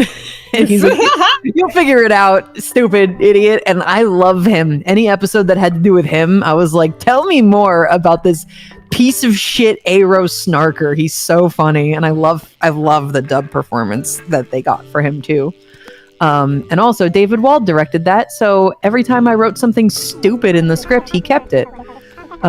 So there's a lot of like sounds fake but okay, and I had a fourth wall break where one of the characters says, wait, there are lesbians in this show? And in context, it's pretty funny. I felt pretty good about myself. Yeah, I couldn't get into Bloom Into You because, at least at its outset, it's like one extremely allosexual lesbian being like, dude, we should fuck, to someone who's like really not into it, but in like a, okay, I don't know kind of way. And I was like, ugh. I just want to, all I want is nice romance that's not like the same fucking romance over and over and over again, and it doesn't exist. I'm never gonna get over when you were like being you and you were like, I worked a little bit on Tada Never Falls in Love. We should look at that. And I was like, okay. And I looked at it, and like 4 episodes in, I was like, okay, then we're gonna do like a Hot Springs thing. There's gonna be like a summer festival episode with romantic fireworks. And you were like, oh my god, have you seen this? I was like, no, it's the same as every other show! But I liked How It Never Falls in Love. Have I read any good romance mangas? You know what? Unfortunately, the best one I can think of off the top of my head is This Old Man Will Not Die, which is about an old, really cool retired hero who is scheduled to die of old age, and an angel comes down to be his psychopomp and lead him to heaven, but like, he keeps being too powerful to pass on, and they end up falling in love, and it's really cute. That reminds me, Jello, we've been intending to finally actually watch My Dress Up Darling. Yeah, I want to do that. Yeah. You showed me a scene from that, and I was like, okay, now I really want to watch it, to be honest. Yeah, no. I shake your hand. I've been meaning to get to that show for fucking ever, so having a buddy to watch it with will be a big help. Yeah. I've read the manga, and that was really good. Yay. Any thoughts on Kaguya? I watched a season with Will, and even one season in, I was annoyed about how ironclad the status quo was. I also don't like romances that are comedy romances or comedy romance for coma, because they're not allowed to advance, at which point they're not allowed to have a relationship, which is boring. When are they... Good. Having read the manga, the status quo does change dramatically. But it does take a long time. But the status quo does change. Yeah, it's that's a common problem with romance comedy stuff. And this is not a good series, but it's a good example. The fucking Komi-san will really tickle your balls by being like, hey, here's the 2 main leads, and then later the 3rd main lead, and we are setting them up to be the most poly trio of all time. Mm-hmm. And then we're not gonna do it, and every time we tickle your balls a little with some good, cute romance writing, we're gonna go like, well, now that you're back in, here's 40 fucking chapters going, what does Yandere-sama think about this scarf Komi bought? What does Ninja Boy think about the scarf? I'm like, I don't give a fuck about any of these people. I thought I read that to the end, and I was like, well, that was the ending, and then I stopped. And then people were like, you know it's still going, right? And I went, what do you mean it's still going?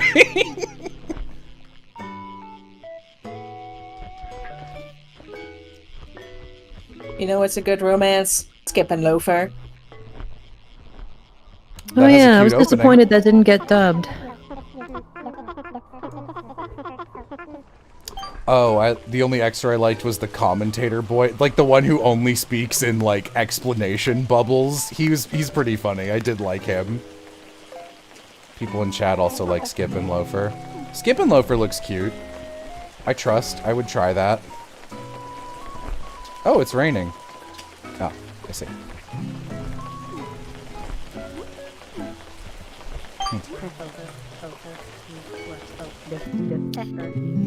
Is Ninja Boy dumb? No, there's nothing going on. The problem is, like, I like the concept of Comey, where she's just like, I want 100 friends. So, like, every little arc is just her meeting a new person and becoming their friend. I'm fine with that. But, like, a lot of them are bad, and then the problem is, it, like, cycles back through the cast every major arc, and it's like, what is this person doing at the ski resort? I'm like, I don't care. I don't care about that.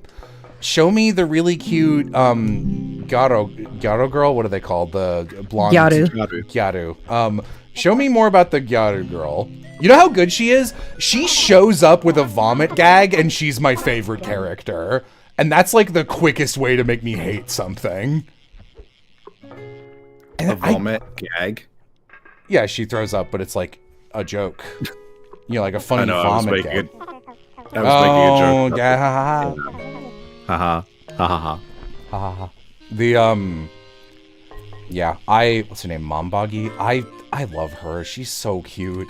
And the scenes between her and Comey being like, we're interested in the same boy.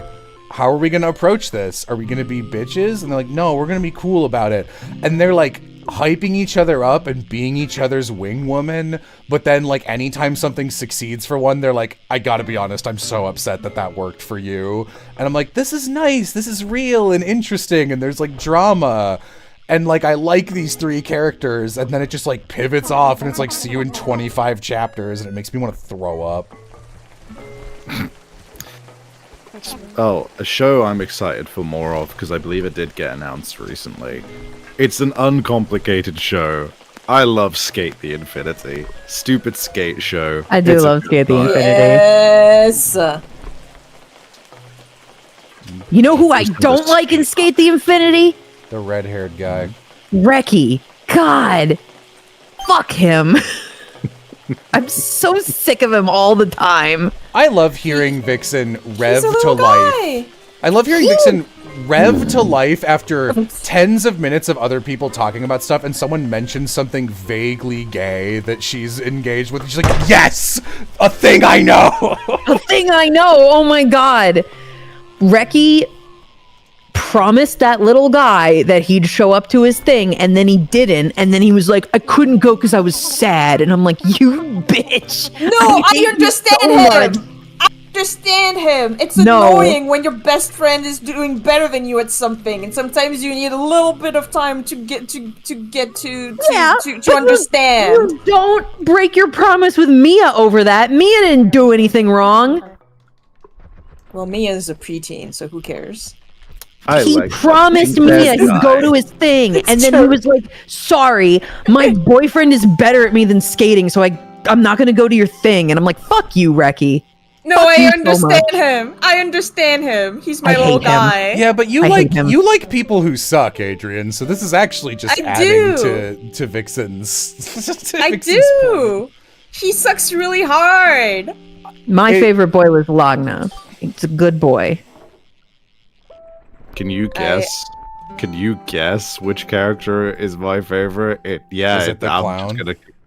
No, the clown guy, he's more like wrestler coded, and like he's the comic relief, but not in a way that's like clown coded. So I'm like, he's fine, he's funny every now and then. I do like Shadow. You will not know who my favorite character is. I like when he's being shown to be like genuinely actually a very sweet person who's got like a very like puppy dog crush on the girl that he works with, and like is just being really chill and like helping his mum out with stuff. And it's like, yeah, I like him because it's like he's just like a very gentle giant kind of guy, and then at night he's just like, I'm a freak. It's Do you very like- funny archetype. Do you like Cherry? I might like Cherry. You might like Jello, Cherry. I've posted Cherry. He's. I wonder why I like him. Also, I wonder. look at his fucking outfit that he wears when he skates, dude. Cherry, the gay little man that you are. I wish Cherry and fucking his boyfriend were Joe. more important. Yeah. 'Cause when I was getting into it, I was like- OVA or something? I don't know. When I was getting into skate, I was like, oh, this Jonah Scott boy is going to be my boy. And then he didn't do anything. And I was like, oh no. My boy is the little Canadian because the Jonah Scott boy didn't do anything. When has a boy not doing anything precluded you from making them your boy of a show? Shut up. I'm not even really Also- making fun of you on this stream. I'm asking sincere questions, and you're taking them all as insults. Because they are. It's because here's the thing. Okay. I can like a boy who does nothing if they have cute scenes. And they do have a couple cute scenes, but a lot of it is like not plot relevant. Nothing's happening. They're just like bickering in the corner. And I'm like, this could be good if it ever had any impact on anything. But it never does. It never does. I wanted more of them. I wanted Cherry and his little boyfriend to do more things. Do you know who needed more time? The Joker and his servant. Yeah. Why didn't I his needed boyfriend get to do more of anything? them. Their fucked mean up the little Dio relationship. Yeah. Yeah.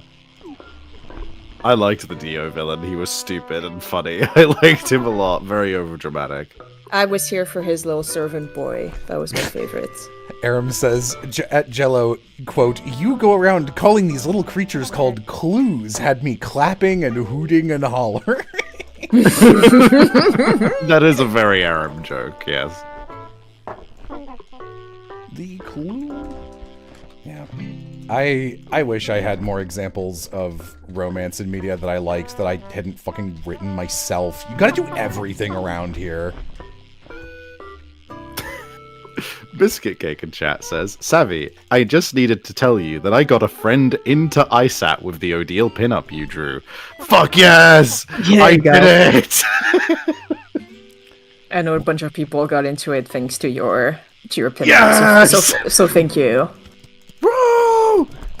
That's what you got to do. If you want someone to get into the obscure thing that you've just gotten into, draw a sexy lady and put it on the internet. Dude, straight up. I'm not even kidding. I have gotten into several series because I saw an animation. I was like, these I like these character designs. What's the context of this? And I decided to watch the whole show. Lamau. Okay, I have 2 romance manga to recommend.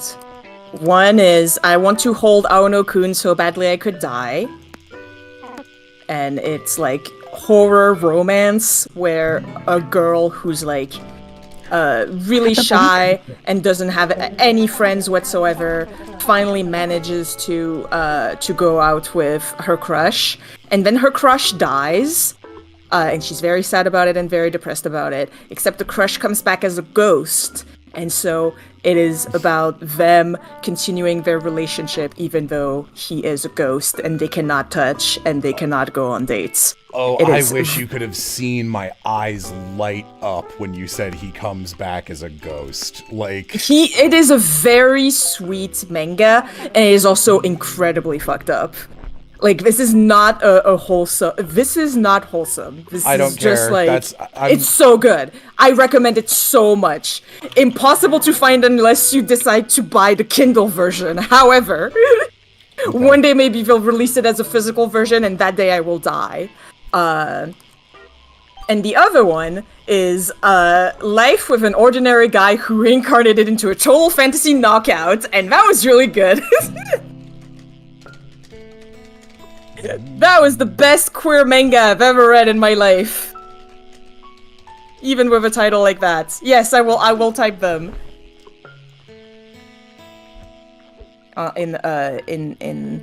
In Vixen's chat. So badly I could die, and Like I wrote them down. I wrote them down as notes already, actually. Yeah, but it's for chat. Everyone. Oh, okay. I can't write. He incarnated into a total fantasy knockout. There we go. I did it. And so the second one, it's about two guys who are working together in the same company, and then they both get isekai'd into this fucking MMORPG like place.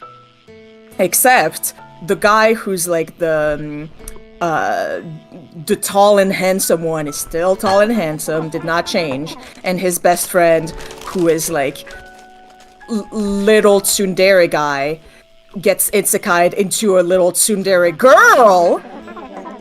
And so it is a lot about them being like, oh my god, you're so hot now. And it's like, stop it! I'm a dude, you can't fucking say that, you're fucking gross. And then goes, but am I cute? Anyone want to hit it? Am I cute? Just ask the boys. Literally! They won't Literally! say. They keep saying Literally! no.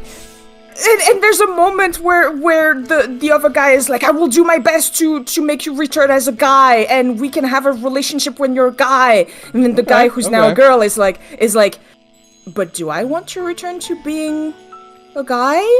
And I hooted and hollered so hard. I was gonna say, because based on that like initial description, I was like, this could actually be so good, or like one of the worst things I've ever read, depending on who's I think writing it's it. so good. That sounds pretty good. It is pretty, like, it starts as, like, the most isekai shit you've ever read, and then it slowly turns into, like, pretty fucking queer, where they do talk a lot about, like, but I'm not gay.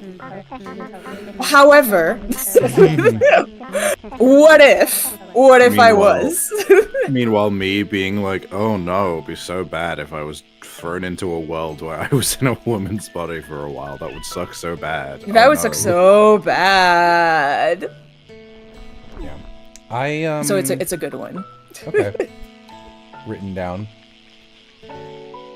A lot of my favorite romance, Savvy got a lot of this indirectly, where I ended up binge reading backwards a Tumblr webcomic that I'd seen enough times, and I was like, fine. Which is Val and Isaac, which is just like episodic, mostly one-off adventures about like a space wizard and space mercenary and people they know doing mercenary jobs, but it's not really about the jobs. It's like them fucking around, and the jobs usually happen off screen, and they're like, I fucking hate cleaning my sword, getting all this blood off sucks, stuff like that. And the third member of the crew, who's like a little fish lady, has a robot girlfriend, and they're like the most normal duo in the whole thing, and they're just sweet, and they're my favorite characters. Like, I always end up getting way too attached to just like we're the one healthy relationship in the periphery of this series cast. I'm just like, you guys get it, loudly claps. And surprising no one, Space Dread, who hilariously is their name is also okay, I won't say it then.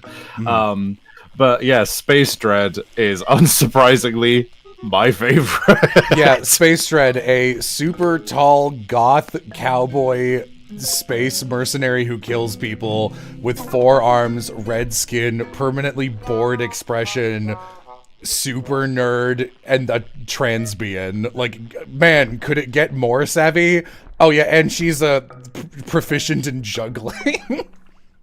It's just comical. It's just comical how laser targeted it is.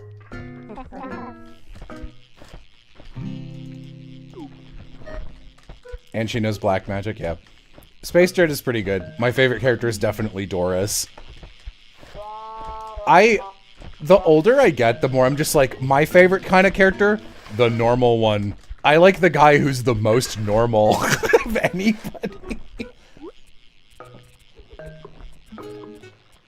Like, everyone else will be doing shit, and he'll just be in the background, like, drinking a drink, and just like, I don't know. I'm gonna say some normal shit about it. Been getting really into normal guys lately. Yeah. I am into normal guys. I like a normal guy. Nah. I need I a like sopping wet puppy dog. I like a guy who reacts correctly to things. Oh, you're a fan Yeah, of Makoto Naegi? He's not normal. He's not. disgusting. Do you know a character who I didn't expect to end up having, just being into and having a crush on, was Laios, but I really am into Laios. I find From him very Dungeon Meshi? attractive. Yeah. Need me some boring dick from a guy who's normal. I don't know. I like sweet, normal guys who want the best for people.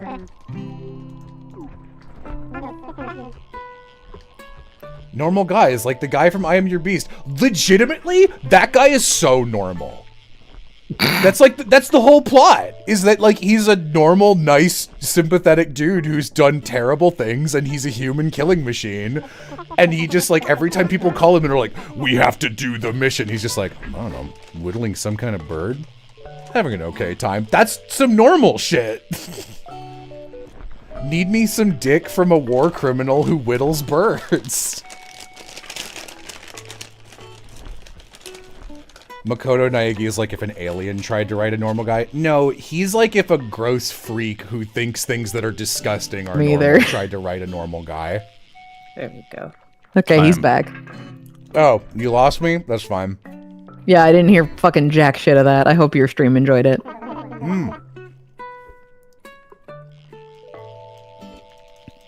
And on that note, gamers, I'm gonna go make myself dinner.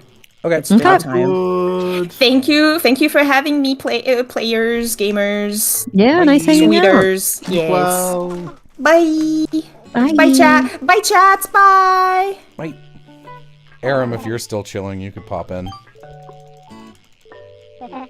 Yeah, yeah, Fallen Dungeon Meshi, I feel like, and I say this as someone who is very into her monster form, I feel like she's a gateway monster Mutually fucker. exclusive with Adrienne. Here I am. Hello.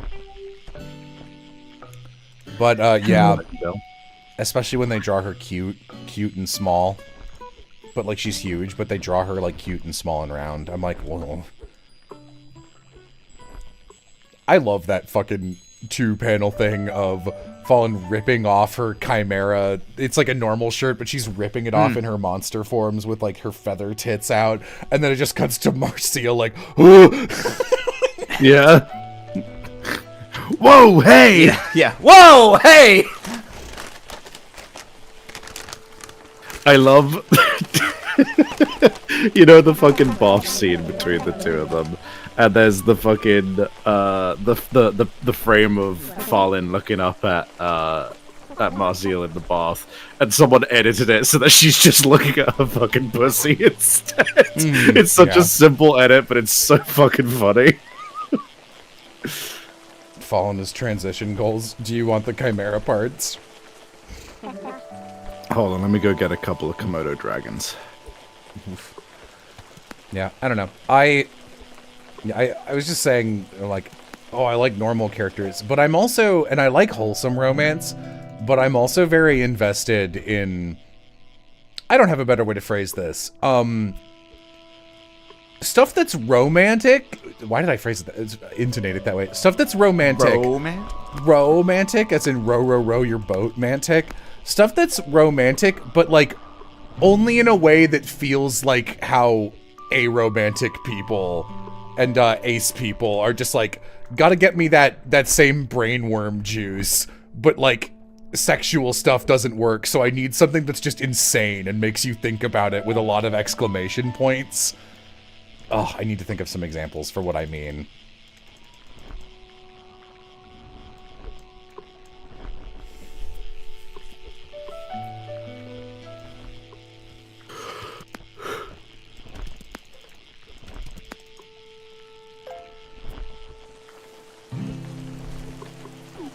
I should have tried to explain this while Adrienne was here. I feel like Adrienne consumes a lot more media than me.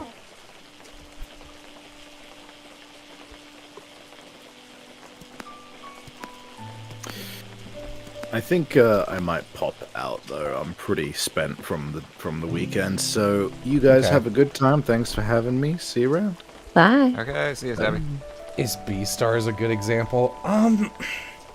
Okay. Hear me out. Beastars has an example in the moment where... So there's a section where Louis the deer, and I was going to call him Beastar the wolf. That's not his name. Legoshi. He's like out of energy, and he's like, I got nothing left. I won't be able to catch the bad guy and beat him up. And Louis decides, he's like, eat my leg in a moment. Just like, or maybe it's his arm or something. He's just like, it must be his leg. He's like, you're not, due to the world we live in, this is taboo. And like all the protein you get is fucked up and like weird. But if you actually get the animal adrenaline boost from eating my real sapient leg, you'll be able to do this. And I trust you and I'm willing to make that sacrifice and deal with it the rest of my life. Whatever that shit is. Do you understand? Come back inside and pretend we don't know each other. Actually, wait. I think I understand. Your gay little goat movie again. You mean like stuff that has a level of like emotional intensity and bond that is evocative of romance, but written in a way that it's like, this is almost here as if it was a substitute for actual romance because the author either doesn't understand or isn't interested in conventional romance. They just want that same reaction, so instead they're gonna have this guy eat this other guy's leg freely offered. Kind of. More like you want some freak shit to happen. The reason I didn't use the gay little goat movie, which is almost the same example, come to think of it, is more because that one is so overtly romantic in every fucking way. Like, that one is literally like, let's run away together. It's just you and me, the gay little goat and the gay little wolf. Yeah, like, that's just a full Romeo and Juliet story. The fact that at the climax, they're dying in the snow from hunger and hypothermia, and the goat goes, just eat me already. I won't, like, leave and come back into our hidey cave and pretend you don't know me. It'll be fine. At least you'll survive. And, like, that one, that actually reads to me as a fetish the goat has. I'm gonna be honest. Yeah. That goat's a weirdo. Here's the thing. When you want something that emotionally intense to happen in a show, to me it kind of reads as being fanfic-brained. Where you're just like, conventional stories, boring. I want something fucking weird to happen. And I agree with you. But that's how I'd describe it. If you were trying to describe it to people, you want some fan fiction shit to happen. Partially, but also you're an ace person who reads and writes fan fiction. Like, I think there's a big overlap there. That's not. That's what I'm saying. It's a really easy way to describe what you're trying to say. Yeah, I guess. When you don't have to, you gave like 3 sentences worth of description of what you were trying to say, and I'm like, just say you want some fan fiction shit to happen. I think a really common iteration of this idea is like sort of the inherent something about like a villain and their minion who are like way too devoted to the bit and the relationship. Like, that's a pretty common one that people will feel some kind of way about. I don't know. I like weird, interesting, unique relationships that are like special in ways that are hard to put into common phrasing. Yeah, like in fanfics.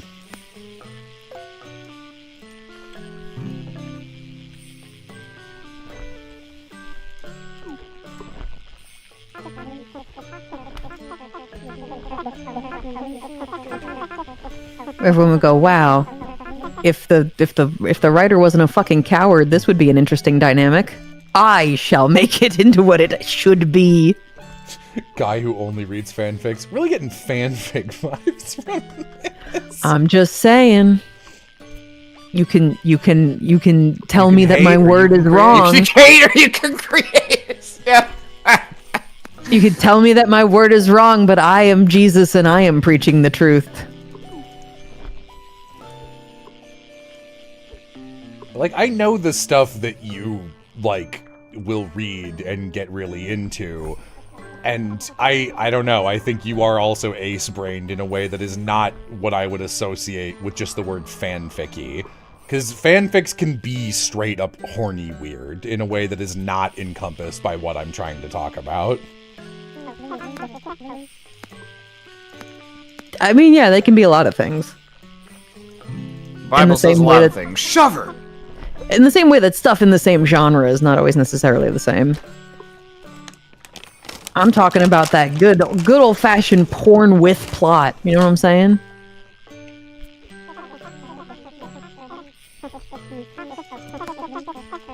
There's gotta be plot involved. So, like, no, I'm not gonna make that joke. I'm not gonna show my whole ass.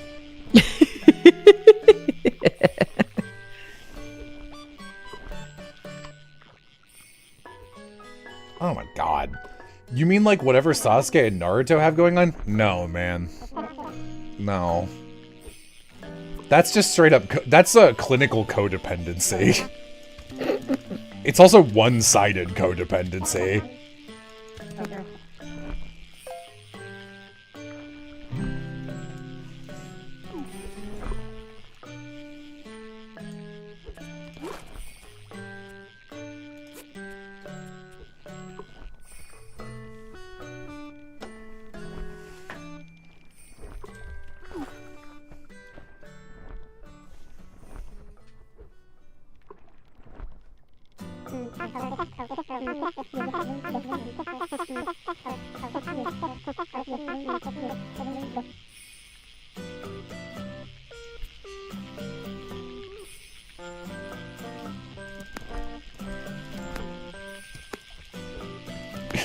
Jello reveals live on stream he's secretly into normal hetero romance.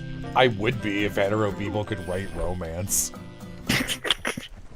Prove me wrong, hets. For many years I was like, I can do it, and I'm heterosexual. And then I was like, nope, I'm bi. That's why. Oops.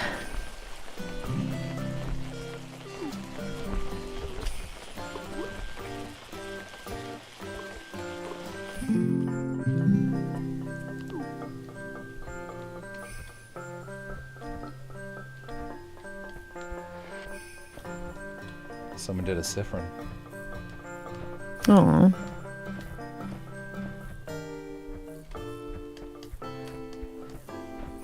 Oh, a Molly.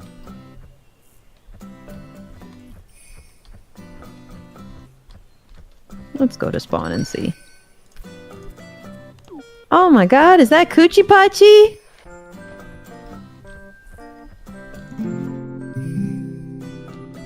I voiced this one.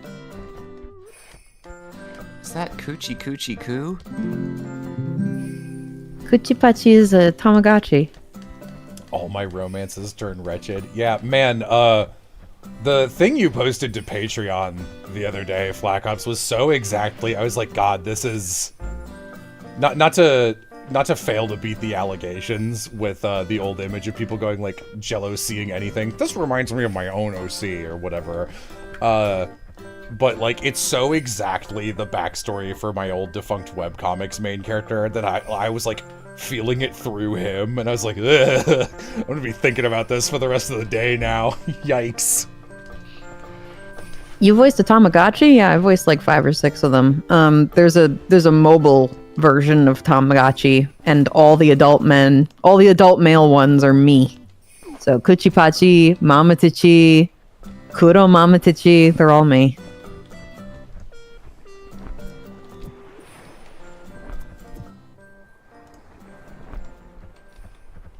God, you know what else has some... I can't say any of this, because it's like... Why is it always eating people? Chainsaw Man has some really interesting expressions of love in it. There are your OCs everywhere for those with eyes to see. It's really funny.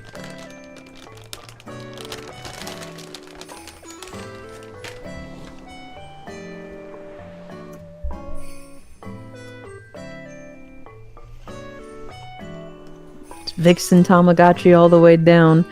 This is the thing, I've voiced a lot of weird random shit, and very often, I don't know, I guess I just forget about them for a while, and then I mention it in passing conversation, and people are like, what?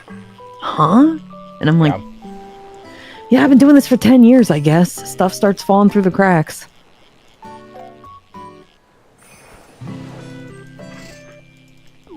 Is the non-binary version of Yuri and Yaoi Youch! Yeah.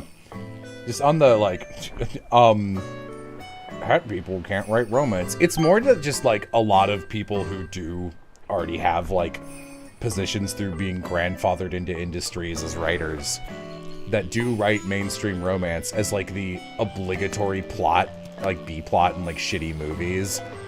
Like, the reason so much romance is bad is because it's being written through the lens of heterosexual men who either view their partners as someone they hate, but they are supposed to have a partner because that's a societal expectation. So they're just like, this is what everyone feels. Everybody hates their wife. Everybody hates their girlfriend. And it's like, no, they don't. And I think, on average, the average working person in the entertainment industry, I think I would trust an average bisexual to have a better view of women as people than a stinky, gross, old 65-year-old het writer. Present company excluded, Aram.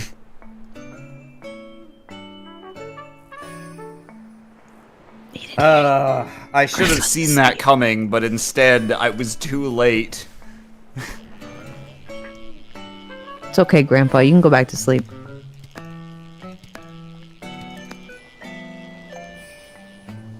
With earlier when you were like, I've yet to see, like, someday a het person will write a good romance. I'm gonna give it my best shot, man, but I can't make any promises. Man,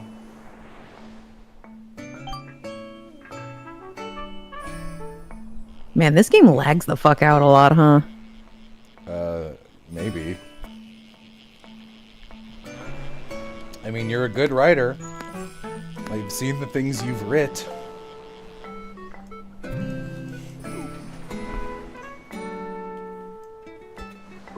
It's fun because Epithet has, like, no romance in it. And then I get to, like, dabble back in Winds of Change, which is, like, the gayest thing I've ever written.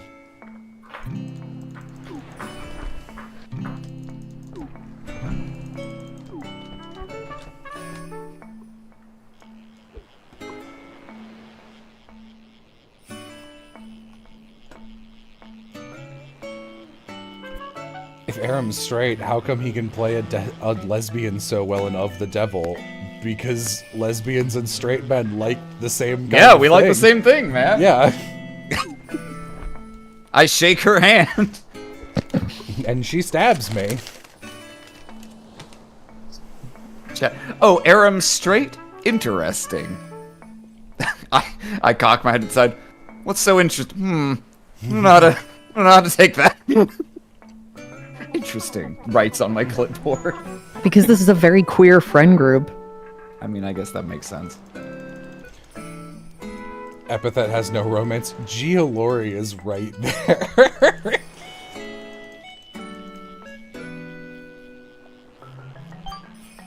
I hate not being able to comment on any ships because I can't, like, I know what endgame is gonna be for everyone, so I can't, like, tip my hand. I have a lot of fun exploring the idea of Lorelei as a person who is so starved of any level of attention. I think the excitement of seeing someone with interests in her wheelhouse and that someone happens to be a boy is perhaps mistaking the idea of any level of companionship as a new onset crush.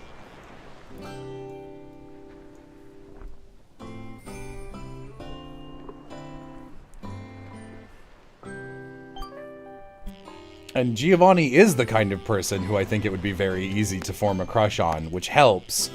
But I also think that Lorelei is just like, man, It does not matter who is walking in here. I will put anyone willing to play ball with me on this unhealthy pedestal.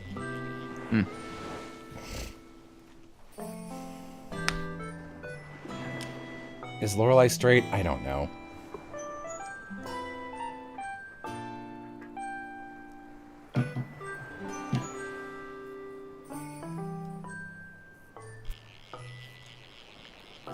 Giovanni's 19, Lorelai's 17. I ship Giovanni and Lorelai 3 to 5 years later, post future character development. Yeah, that's legit. That would work. And I ship Mara X pain meds. Thank you for the bits, Del Draws. Recently watched a bunch of old Jello content. It was really fun listening to Cucumber Quest and Tip of the Tongue and finding the origins of Vixen, Aram, Chula, etc. Yeah. It's a long time ago now.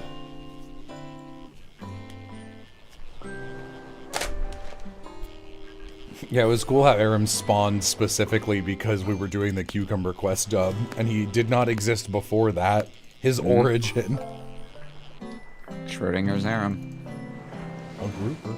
Until you open the box containing the Cucumber Quest dub, I am simultaneously born and not born. It's not the same though, because for men liking women is an expectation of their gender, and for women liking women is an alienation of their gender. No, I mean, you're correct. The societal attitudes around lesbians and straight men are not the same. But we can both point at Morgan and be like, boob. Step on me. And hey, no one loves murdering innocent women like straight men, so it's really you know easy what? to get in Morgan's head. If true crime has taught me anything.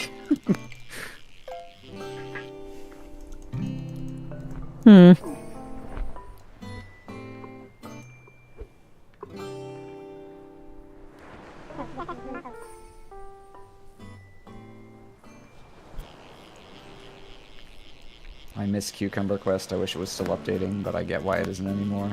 If you mean No, the comic is defunct too.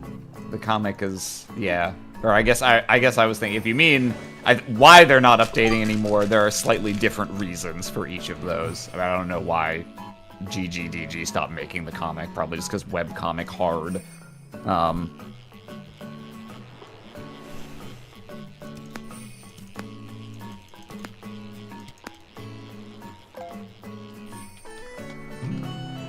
But the feelings are different flavors because of the gender disconnect. I believe you, but I also cannot relate directly to that experience, as I am only one person with one perspective. I have only one flavor. Licorice. I did love getting to see the surprise return of Cayenne, Mr. Aramnaze, and Inner Cayenne, and Danganronpa. That was crazy how well that fit. It really is just... God. Someone commented, I don't remember if it was in the stream chat or just the comment on the video of like, it's so funny how Byakuya is just Mr. Aramnaze, but in a worse video game.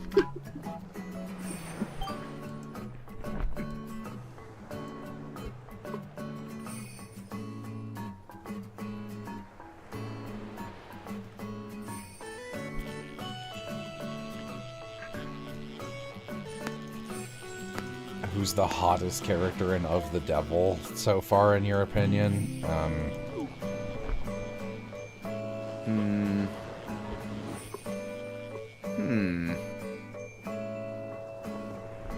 There's a lot of different flavors going around.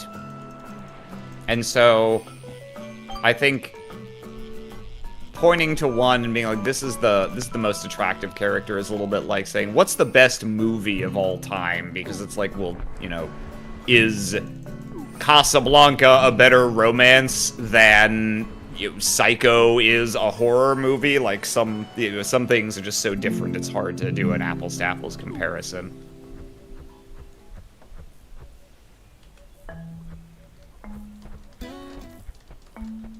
Aesthetically, visually,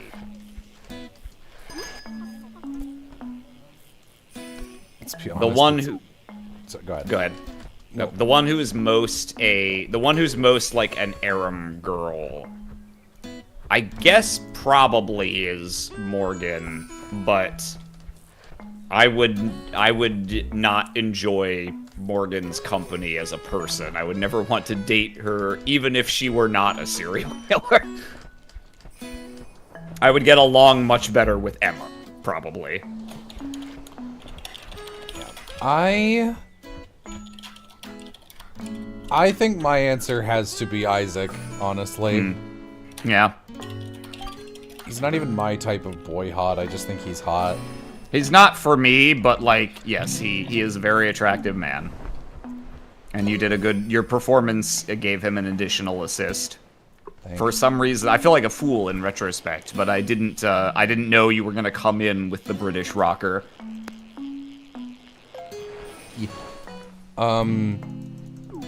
Extremely tired and strung out tripwire. The most... Weirdly, the thing that Morgan loses points for me the most is not necessarily the killing, it's the I couldn't date a smoker. Oh, actually, yeah, no. Yes, no. That would be a hard out for me as well. I cannot stand the smell of cigarette smoke. It is one of my least favorite scents of any that exist in the world. Certainly my least favorite of any of the ones you're likely to smell remotely commonly. You know, if you don't work in a chemical plant or something. Cigarette smoke, I dislike so much that it just gives me a headache. Being around it for 30 seconds or longer, I just start to get a headache. It's awful. The worst thing that ever used to happen to me walking home from work would be if I would get stuck behind slow walkers on the sidewalk, which was already infuriating, but they were positioned in such a way that I had to remain downwind from and sucking down the fumes of a cigarette smoker further ahead of us on the sidewalk. That was pretty much my purgatory. Like, that's what my hell would be. It would just be having to walk behind a cigarette smoker for eternity. Oh, it's pretty bad. I don't like the smell of weed either, but it doesn't fuck with my brain the same way cigarette smoke does. Well, gamers, you can talk about your of the devilings. I'm gonna go lay down. Okay. Bye. I see you later. Okay. Enjoy the nap. Bye-bye. A weed bunt. I guess I'll move to casual game stream in the other place. We went over Vixen's allotted health bar for conversations that she can't participate in.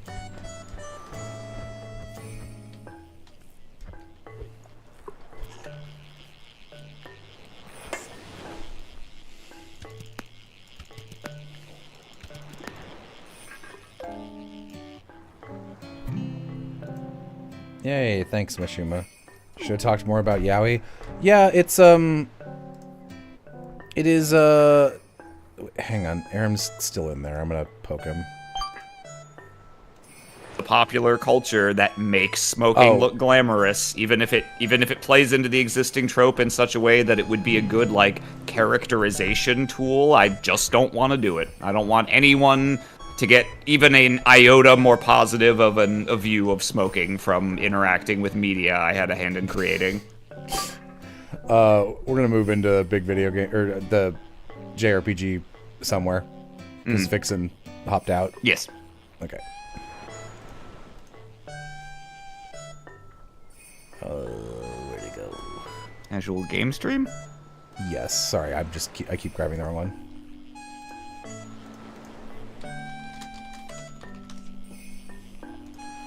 Okay.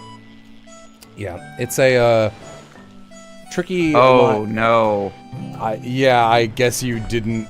So I had muted because Amy came in, and I mentioned something to Amy, forgot to unmute, and was like, and then in a pause after Lenti left, I went, we should go into the other place. And I did, and I guess you didn't hear me leave. So you just kept talking, and I was like, Aaron didn't follow me. Let's go back in and get him. And we came back in, and you were mid-smoking. We got the end. I was like, oh. Uh-oh. I see. Okay, well. I'll re-summarize very briefly. I think we got the gist of Okay. it. Okay. Hi, Piff. I guess I'll die. Hi. Re-explain it to me. I wasn't there. Sure. Well, you don't Thank believe you, me? Piff. I wasn't there. No, thank you, Piff. I appreciate the softball. I'm working on a project right now. Aesthetically, it would be appropriate, like aesthetically, stylistically, for at least some of the characters potentially to be smokers. And I think I am not going to make any of them smokers. I think there's going to be no smoking in the game whatsoever, even if it actively feels a little weird, because I just don't want to provide even an iota of reinforcement to any pop cultural representation that makes smoking appear glamorous. Yeah. Cool. And what I was about to say before I realized that I had abandoned you inadvertently was, it's like, chat, you gotta be careful, because Vixen can only tolerate so much conversation she deems that she cannot participate in because she doesn't know anything about it. So like a game or a movie that she hasn't interacted with. But also, you can't softball her topics that you know she likes, or she gets mad because you're putting her in a box. So you need to come up with oh good, these things are rare. You need to come up with some kind of middle ground there to feed her stuff.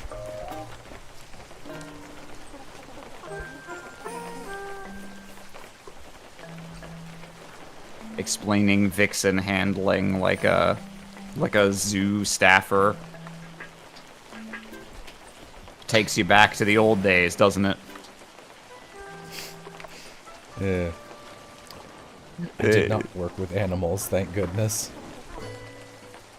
Like a horse girl.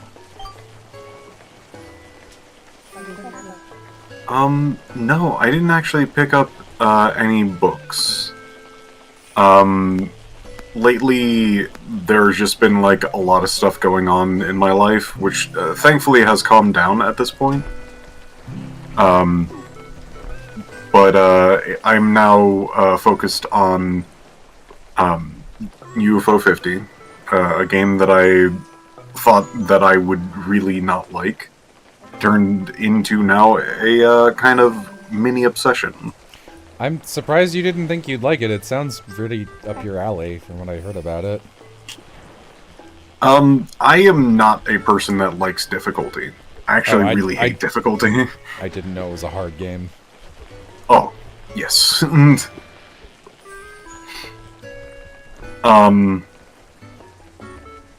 it's also, like, learn a completely new system, like, from scratch. They just do not tell you anything, and you're gonna have to bumble around until you figure out what you're supposed to do. Like, 50 times. Ah. Why am I not catching any fish? There we go.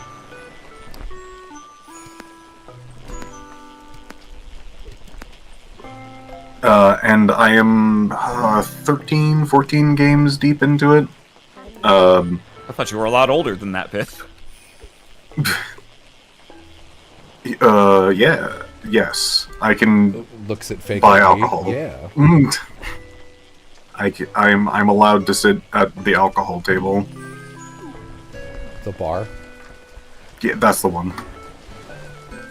People are talking about Post Malone flavored Oreos, which I also saw at my local grocery store, and the packaging has not very good contrast in the colors between the text and like the Oreos, and so I just kind of flashed my eyes across them and my peripheral vision and thought it was just Oreos, and it just said poop on the front.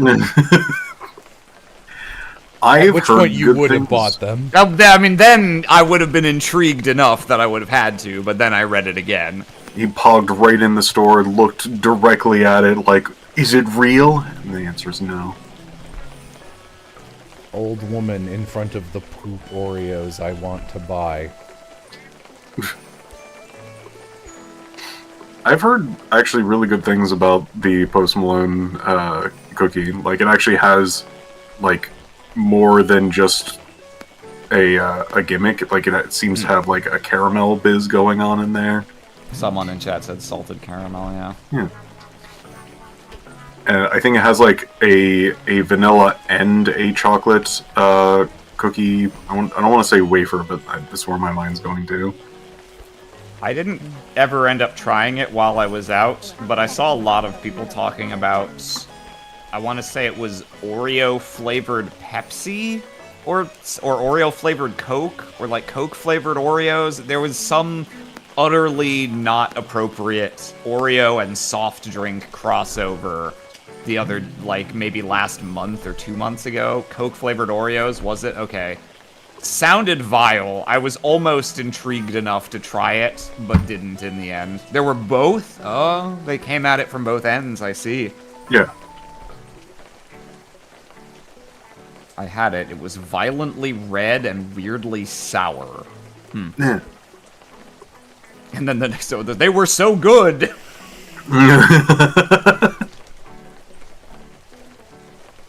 Violently good, you say?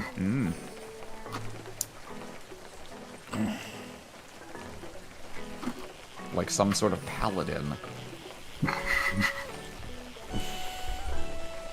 Yeah. They had pop rocks in them to simulate the fizz. Ugh. That sounds texturally nightmarish. I would not want to bite into an Oreo and have a crunch on pop rocks. Yeah, I'm not quite sure if I want to sink my teeth into something and accidentally have, like, one of those next to my teeth in, like, a dry environment. No. I don't need concussive blasts around my teeth. Blast.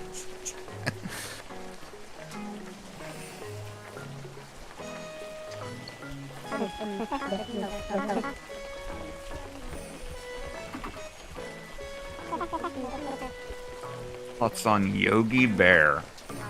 I don't think Too I've sour. ever actually seen Violently any red. Yogi Bear. Violent blue.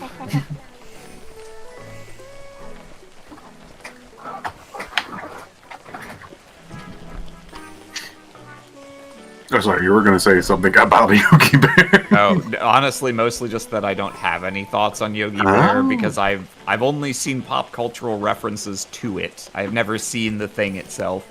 And really all I've seen in the way of references is a boo-boo something something picnic basket. That's like all I know about Yogi Bear. Me too. They kiss. What if we kissed inside the picnic basket? What if we kissed in Jellystone National Park? That's where Yogi Bear lives. Is that the zoo you worked at? No. Shame. Points. Shame. Shame. Who are you pointing at? Shame. Me or Aaron? Oh, you, I guess. What? Wrong answer. Bang. Oh. In public?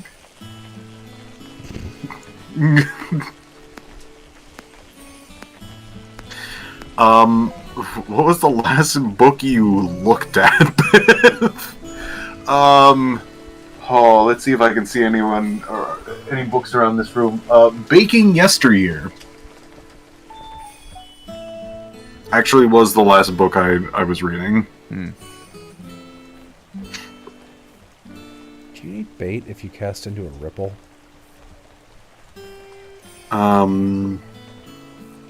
Yeah, you do need bait. Yeah. They'll just kind of like red word at you and be like, no, you will not.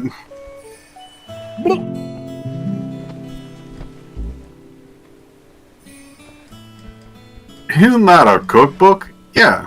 But it's got like, basically like stories about them like finding it and like the history of the recipe itself. It's pretty good.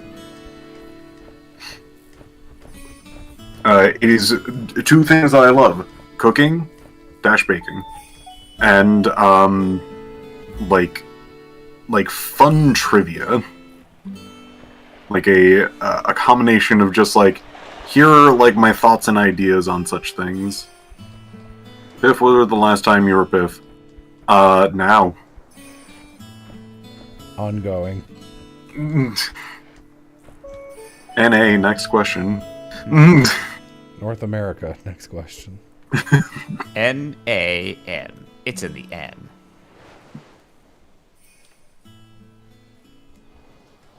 Hurting the eyes of people watching the stream. Hurting their eyes. That's my eyes. Can you share with us fun trivia? No, I only have unfun trivia. How many people died in World War II? Can't you have, like, happier questions? What the fucking look at me? What is the capital of Canada? Okay. What is the capital of Canada? Albuquerque. Wrong. Let me Google Kill it. him anyway.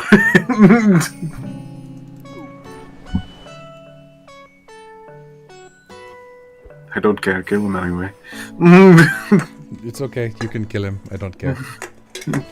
Thoughts Okay, on thank Hunter you. Hunter? You don't want me to do that. I should start responding that to, like, innocuous questions. Like, would you rather have a banana right now or an apple? You don't want me to answer that.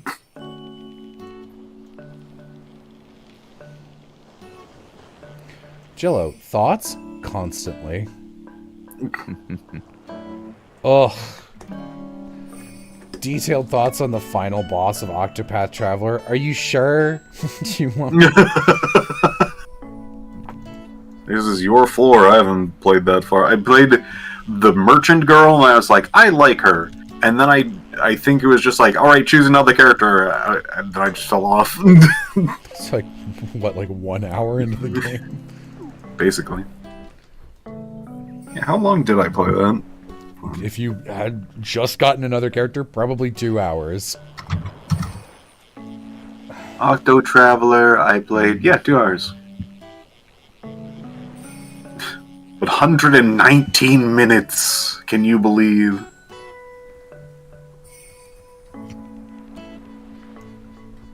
Okay, that's not a good choice. Fine. So, the final boss of Octopath Traveler is at the end of a gauntlet of 8 other bosses. And you pick one character to be your main character, which is stupid. It just means, like, it doesn't matter who your picked character is. I also picked the merchant. She's good. I like her. But the problem is, when you do that, it's like, this is your main character and they can never leave your party, except everyone's stories are completely independent of each other. So it just locks you into only being able to swap out 3 party members, which is annoying. So I tried pretty well, and I think I did an okay job to swap the characters out as I went through the game, and how it works is every character's story has 4 main little, like, quests. So there's 8 characters, 4 chapters of quests each. And you can do them in whatever order you want, but they don't have any blockades or anything other than level difficulty. So, like, the first missions for all the characters you get, it'll be like level 2, level 6, level 11, and then like level 12 for like the initial 8. And then chapter 2 is all like 20 something, chapter 3 is like 30 something, chapter 4 is 45 on all of them. And I did a pretty good job. I swapped all my characters out pretty regularly. I wanted to, like, make it feel like I gave everyone a chance.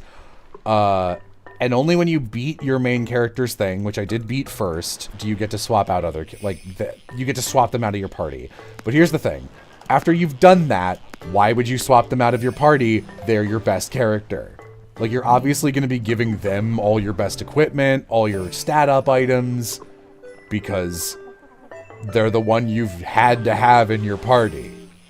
And also, I made her a fucking merchant scholar, and then later a merchant sorcerer. Is that it? And she was just the best. She had insane coverage, and she was really good.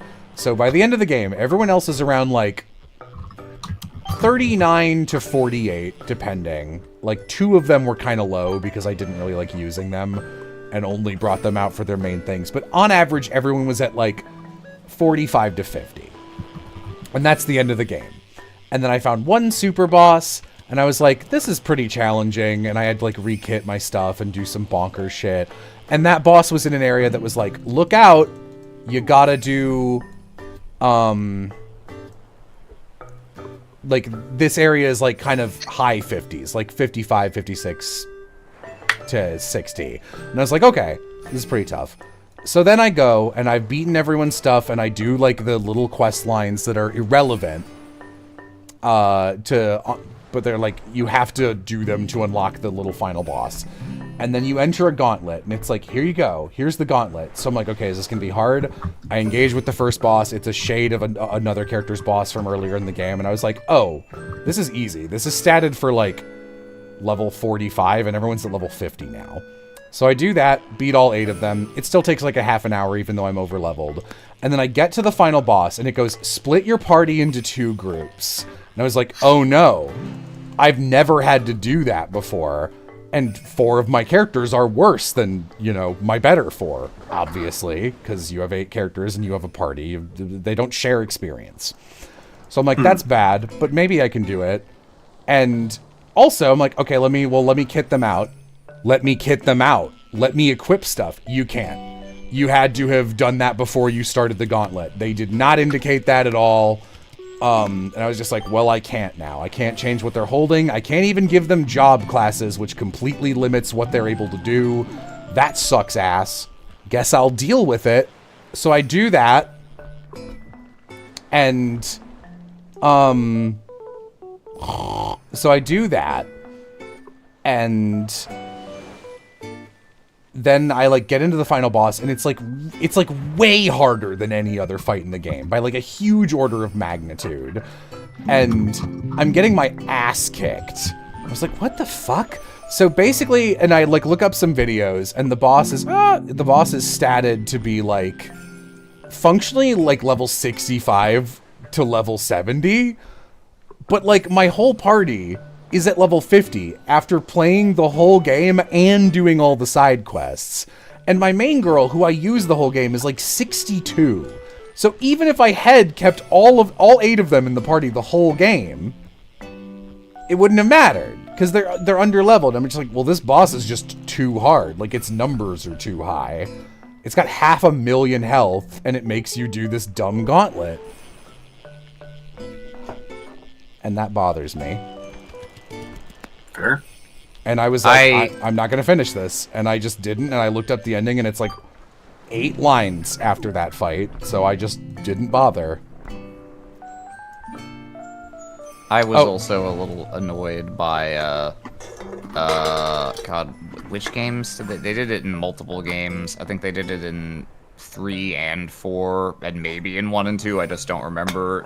The bosses that worked like that in Cold Steel that were like, hey, now you need to make like 2 or 3 groups of 4 people, and you and I both know you're not using more than like 5 people out of these 12 that you have. Also, so that means you have to distribute your fucking quartz. Yeah, redo all your quartz layouts for these guys. But like, at least they let you do that instead of being like, now that you haven't been able to save in half an hour, here's your 4 naked people with no equipment who die instantly. Yeah, it's true. The, people in chat are also correct. If you die, you have to do all the 8 super easy mini bosses. No! Because there's no save and you can't leave. Because if I could have left or saved, I would have fucking re-equipped and left, right? But you can't. And again, you're not even given like a point of no return warning, which I think is dog shit. And I think that's just like an unforgivably obvious failing of game design there right at the end. Because it's like, if you're gonna make me do these 8 bosses, then make them super hard. So I walk in and go, God, that was fucking hard. I guess I'm not strong enough, which I wouldn't like that. But like, functionally in video games, bosses are checkpoints. It's like, hey, are you good enough to enter the next area? Did you learn enough? Are your characters strong enough? Especially in an RPG. And this game is usually very good about being like, it has a running thing in the bottom corner where it's like, the danger level here is 35. If you're level like 20, you should not be here. You will die. Final area doesn't have that. Final bosses are all so fucking easy. It's very weird. I guess I have 2 notes on that. One, there was another game that basically did the same thing, which was Mario RPG, which was just like, hey, half of your party is now split into here, and the other 2 people are doing their own boss fight. I'm like, I never even leveled them. What? What am I supposed to do? I don't even know. I don't remember how I beat those. I guess I just had at least one party member that was good enough. And the checkpoint thing. So there was Final Fantasy XII that I played, and there was a perfectly like normal area. Enemies were like of level, and I was like fighting them toe to toe. Cool beans. But there was a boss that was kicking my ass. I was like, shit, this is really rough. So I spec'd all of my level ups into something called Quickening. It's basically like the super move of the game. And you could chain Quickening by like having your entire party do Quickening and then chaining off each other and then swapping in a character to then like redo the chain of Quickening. And I basically beat that super hard boss by doing that. And the game went, cool, you passed this threshold. That means you're this strong to fight normal enemies, right? I went, no. So the entire game went way the fuck harder, and I basically soft-locked myself. Player, I'll echo another suggestion from Chad. If you are at a loss for something to draw, you can always draw Of the Devil fan art and further promote Of the Devil to all the devil heads out there. Flair already drew some Morgan art. Yeah, but there's no upper limit on how much one can draw. 2. 2 Morgans. That's all I've got for you. 2 Morgans. Can I recommend any good CRPGs that aren't Disco and Baldur's Gate 3? Baldur's. I don't know. Fallout 1, 2 in New Vegas. There's like Deus Ex. I'm about to try some next week. I'm possibly gonna try Avowed, which is the new one from Obsidian that mostly seems to be getting positive reviews. And also, I was just recently turned on to Kingdom Come Deliverance 2, which is not a series I had heard of, but apparently there is a first one that was like pretty neat, but also kind of buggy and janky, and they just improved it in the second one. So I'm gonna try the second one. I think. It's a non-fantasy medieval CRPG. It's like historical fiction, which I'm kind of intrigued by. I'd be surprised if you have not played this one, because it is closely associated with Baldur's Gate 3. Divinity Original Sin 2. Ah, yes. Yeah, that's a good one. If you have not done that one, please do that one. It is quite long. There's a lot of really good character stuff. It is from the makers of Baldur's Gate 3, but for their own biz. The system's really good. The character creation is really nice.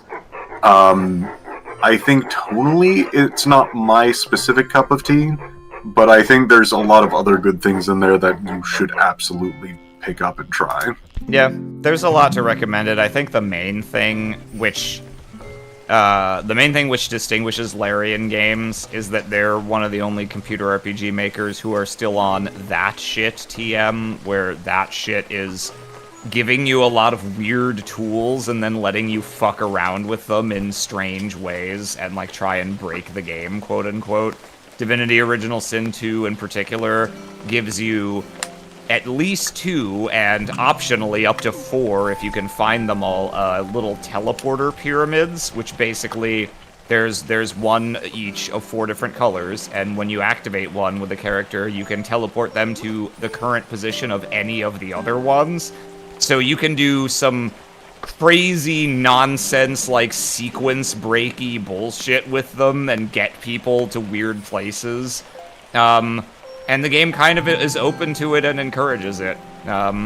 It's really nice. I think if you've already played Baldur's Gate 3, you'll probably look at some things and be like, oh, this is the janky proto version of this, and you might be put off of it because it's like, oh, I can see stuff that they did better in Baldur's Gate 3 because they had much more money and time.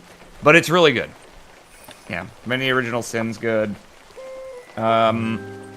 If you like old school style CRPGs, you might or might not like the Obsidian ones that they were making about, in the 2010s, like Pillars of Eternity and the sequel to that and Tyranny.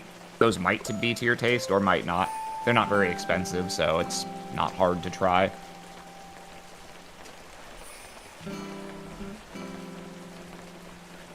If you really have a high tolerance for old, crusty shit, I think Baldur's Gate 2 has a really compelling story and a lot of interesting characters. The problem is that you have to look up how to make a functional character in 2nd edition AD&D in order to succeed at it. But, if you're willing to do that, then there's a lot of fun to be had.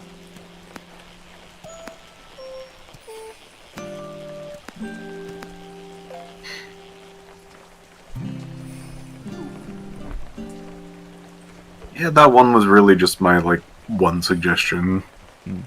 I'm sure there's other ones that I'm forgetting, or, personally not my cup of tea. Where would you put, XCOM? I wouldn't put it anywhere because I haven't played it. I wouldn't put it anywhere except a box labeled games I haven't played. Huh. Weird. I'm not really sure why you have that box, but okay, fair. I feel like that box contains most games in the universe, and probably must be very expansive, very large. Yep. I'll also agree with Rangers and Riders. Tales of the Abyss. Yeah, I'm sure it's also aged mechanically. To be honest, though, Tales of Symphonia through Tales of Vesperia, the sort of the 3 Tales games of that era, are actually some of my favorites mechanically. I pretty much never ended up liking any of the later changes and new ideas they tried in the battle systems in those games. So actually I like those 3 a lot, the most, gameplay-wise. And I like Tales of the Abyss's story. Unfortunately, that one's not on Steam. For whatever reason, they've ported games before it and after it, but not that one. So you need a PS2 or PS2 emulator, to my knowledge. Or I think maybe they did a DS port or something. They did some kind of handheld thing eventually. Oh, 3DS version of Tales of the Abyss, yeah. Yeah, that'd be a good one. It's probably pretty similar to the PS2 version.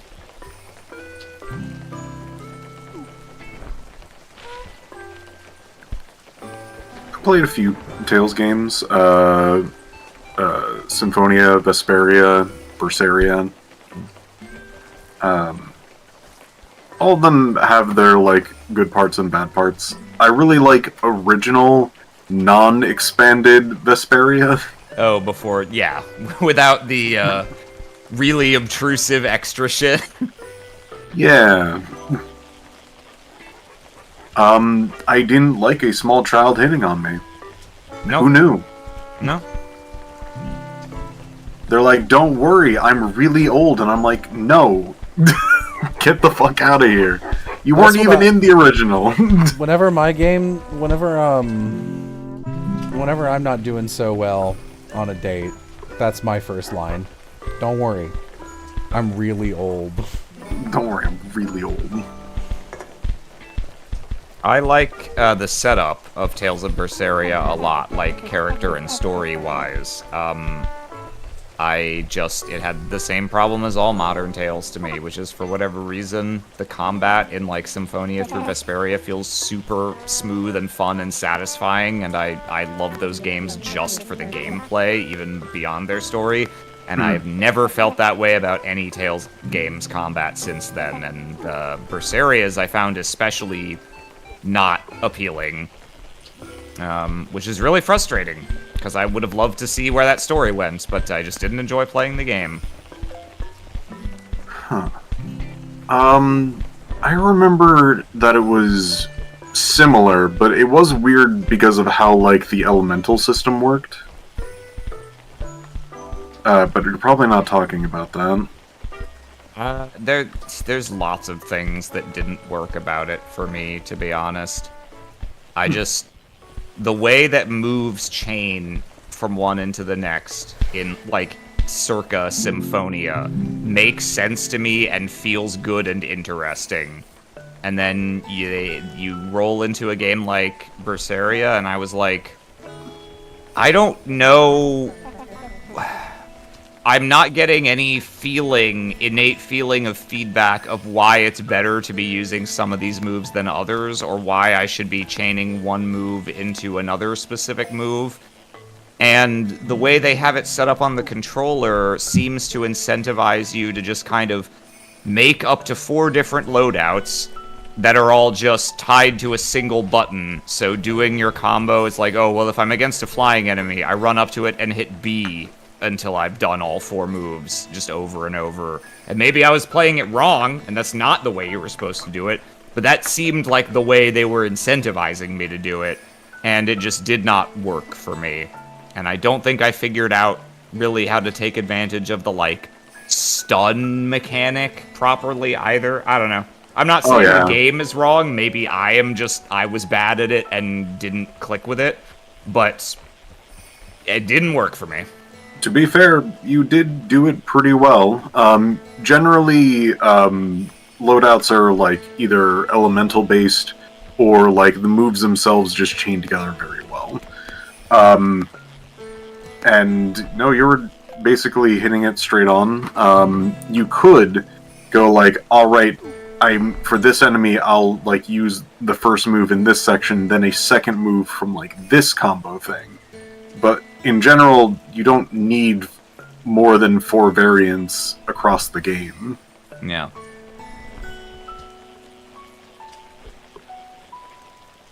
For whatever reason, and it might even just be down to like very simple aesthetic things like sound design and like visual feedback. There was something in like Symphonia, which is the one I played the most, where like hitting an enemy with a couple sword strikes into like some tech like felt really meaty and satisfying and like reactive, like you were doing a lot of damage regardless of what the numbers were, because things like there was a very clear like something either stuns or it doesn't, and like you have to hit it enough times in a row to stun it, or if you get greedy and you hit it and don't manage to stun it, it'll hit you back and punish you for that. It felt simple and satisfying to me. And every time I load up a later Tales game, I feel like they come at me with 8 tutorials of like, here's your break gauge, and here's your charge meter, and you need to collect these souls that hit out of enemies, and those increase your gauge, but you can spend your gauge in order to increase your meter. And then I'm always like, fuck, dude, give me like 3 things I can do, then map the buttons that have obvious physical differences in like where the hitboxes are. Give me like a FromSoft style amount of things I can do in combat, and I'll be happy. I don't need all of this. And I don't know. It felt sluggish, and like enemies rarely stunned or felt like they were reacting to my moves. I don't know. Which is a shame, because like I said, I loved where the story started out. I played like the first 10 to 15 hours of it, and I thought it was really cool. It was neat how you weren't actually an evil party, quote unquote, but you were immediately like outlaws doing morally gray things and enemies to the big power structure, and that was kind of fun. It's like, what do we do in the first arc of this game after the game really gets started? Well, because of a series of escalating things that happen, and the fact that we're wanted criminals and we need to escape, we're gonna have to basically burn down this town in order to get away. And so the usual, like, you'd expect the bad guys show up and like burn down a town to show they're serious at the 15 or so hour mark. Nah, man, that's the party in this game. It felt like being part of a D&D party that had fucked up and gotten in too deep and had to fucking pull the ripcord and eject. Yeah. I did like how Vesperia did it a bit better. Oh yeah, I do like in Vesperia, the first third of it, where it ends with it being like, oh no, we can't arrest the corrupt politician. Let's just murder him. Yeah. And it's like, yep, and so we did. Or he did. One character. That is my favorite thing about the main character, where it's just like, oh shit, he is the power structure. And we can't do anything legally to do anything about that. Main character, we should probably just sleep on it. In the middle of the night, character wakes up, goes into the main, like, politician's tent, kills him in his sleep, goes back to bed. It's also really funny because, like, it's still such a JRPG about it insofar as, like, what are this corrupt politician's crimes? Are they, say, embezzling funds, stoking populist sentiment, turning like different groups against one another for their own gain? Are they doing any number of these very reasonable and grounded, like, evil rich person / politician activities? Like, maybe, but more importantly, we broke into their house and they literally had children's bones in their basement that they were feeding to their evil mutant dogs. It's like, oh, I see.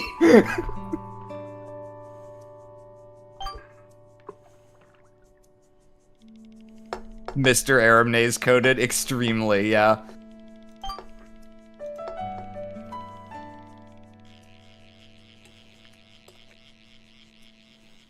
Do you play any Tales of games? Jillo? Nope. Wow. You don't play many JRPGs, period, to my understanding. JRPG is my favorite genre.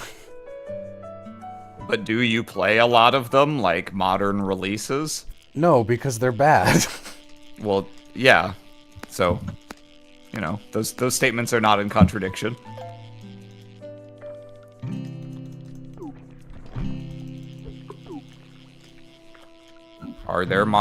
There are modern JRPGs. I mean, they're still making Final Fantasies. They're still making Tales. They're still making Trails.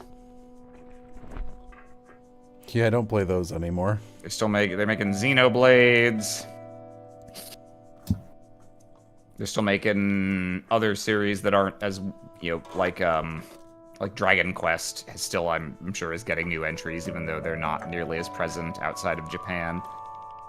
Final Fantasy is barely an RPG these days. I mean, it's been a long time since Final Fantasy was in its menu-based combat era, that's for sure.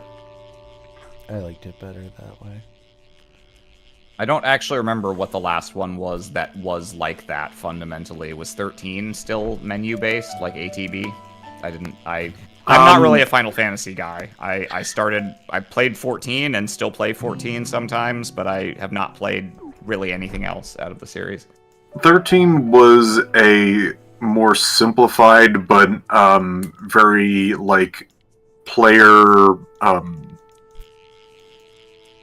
like actions per second sort of like game, where you basically inputted how the team would fight.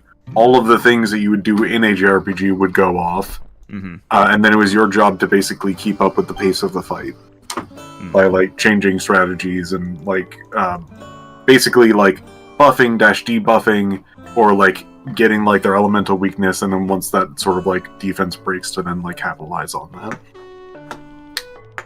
So in that case, it sounds like you'd have to go back farther to get to one that was still, like what people remember from the PlayStation 1 and 2 era. Like, is 12?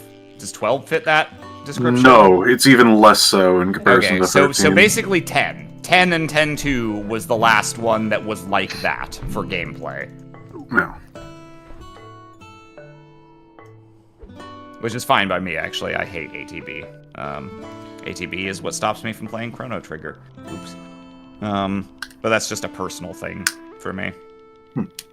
It's exactly wrong for my personality. Aram plays a mother game and fucking dies on the pavement instantly.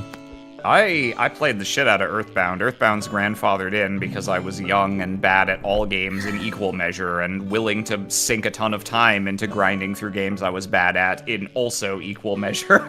The idea of you being able to, like, intolerable towards ATB, which just lets you attack on a timer, versus watching your health go down like an actual literal ticking timer in a mother game makes no sense to me, even with child grandfathering in. It's entirely because the part that I don't want to be rushed on is just sitting there deciding what I want to do on the menu. And Earthbound, or Mother in general, can rush you if you have just taken a big hit and your HP is winding down. But that's not always the case, and it's not the case on, like, right out the gate in combat. So, I don't know. For whatever reason, that's, didn't bother me as much. I got good at menuing for the one scenario in which it was important to do it fast, which was someone just got nuked the fuck, and you need to immediately have, like, Ness throw a cure beta on them to get their HP to stop going down.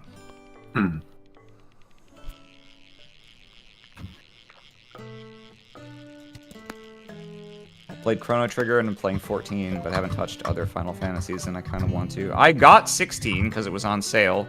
I'm gonna play it. I have heard that it is essentially not an RPG, which I don't necessarily mind, because as someone who is not a Final Fantasy series fan, I don't have any specific expectations for it in that regard, like gameplay-wise.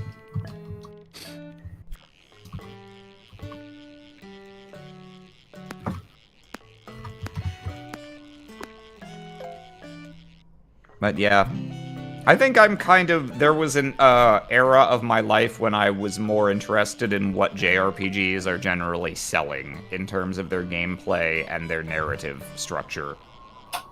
Which is to say, you know, a cast of characters experiences a story and you do the gameplay, but fundamentally the story is entirely on rails.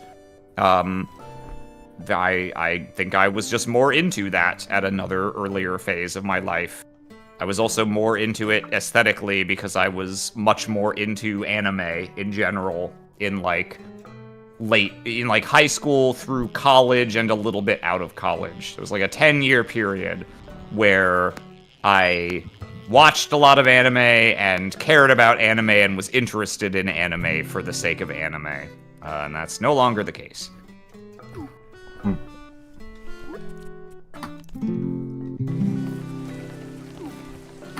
It's raining, wow.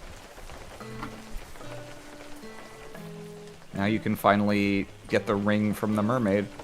Or whatever the fuck. No, I know what you're talking about. Oh. No hint whatsoever. Wait, wasn't there, like... No, one of the, like, the most popular games of last year that came out just a few months ago was a turn-based RPG. Baldur's Gate.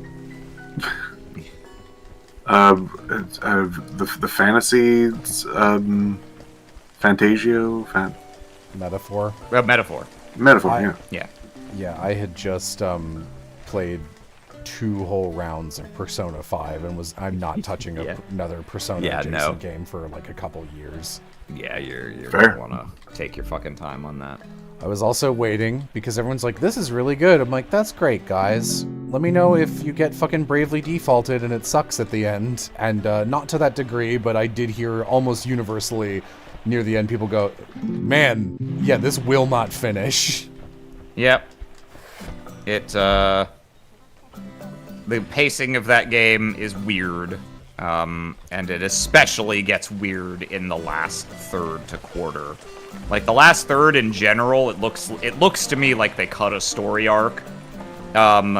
They always then, do, which is always so surprising because their games are so long. And then the very end of the game, yeah, it's I don't know what on earth. I don't know what motivated them to make the game design choices they did, because the last little bit of the game, you would think they had some kind of contractual, like, legal obligation, like, you need to make this game X hours, and you're currently X minus 5. You need to pad this out for some reason. Totally unnecessarily, absolute momentum killer at the very last minute, which is unfortunate. Mostly a pretty decent game. I didn't like it quite as much as some people did, but I think I gave it a 7.5 in the end. All right. I would like to not wear headphones, so I think I'm gonna step out. Okay. Thanks for hanging out. Bye, everybody. Bye. Bye, Dr. Nick. Ooh.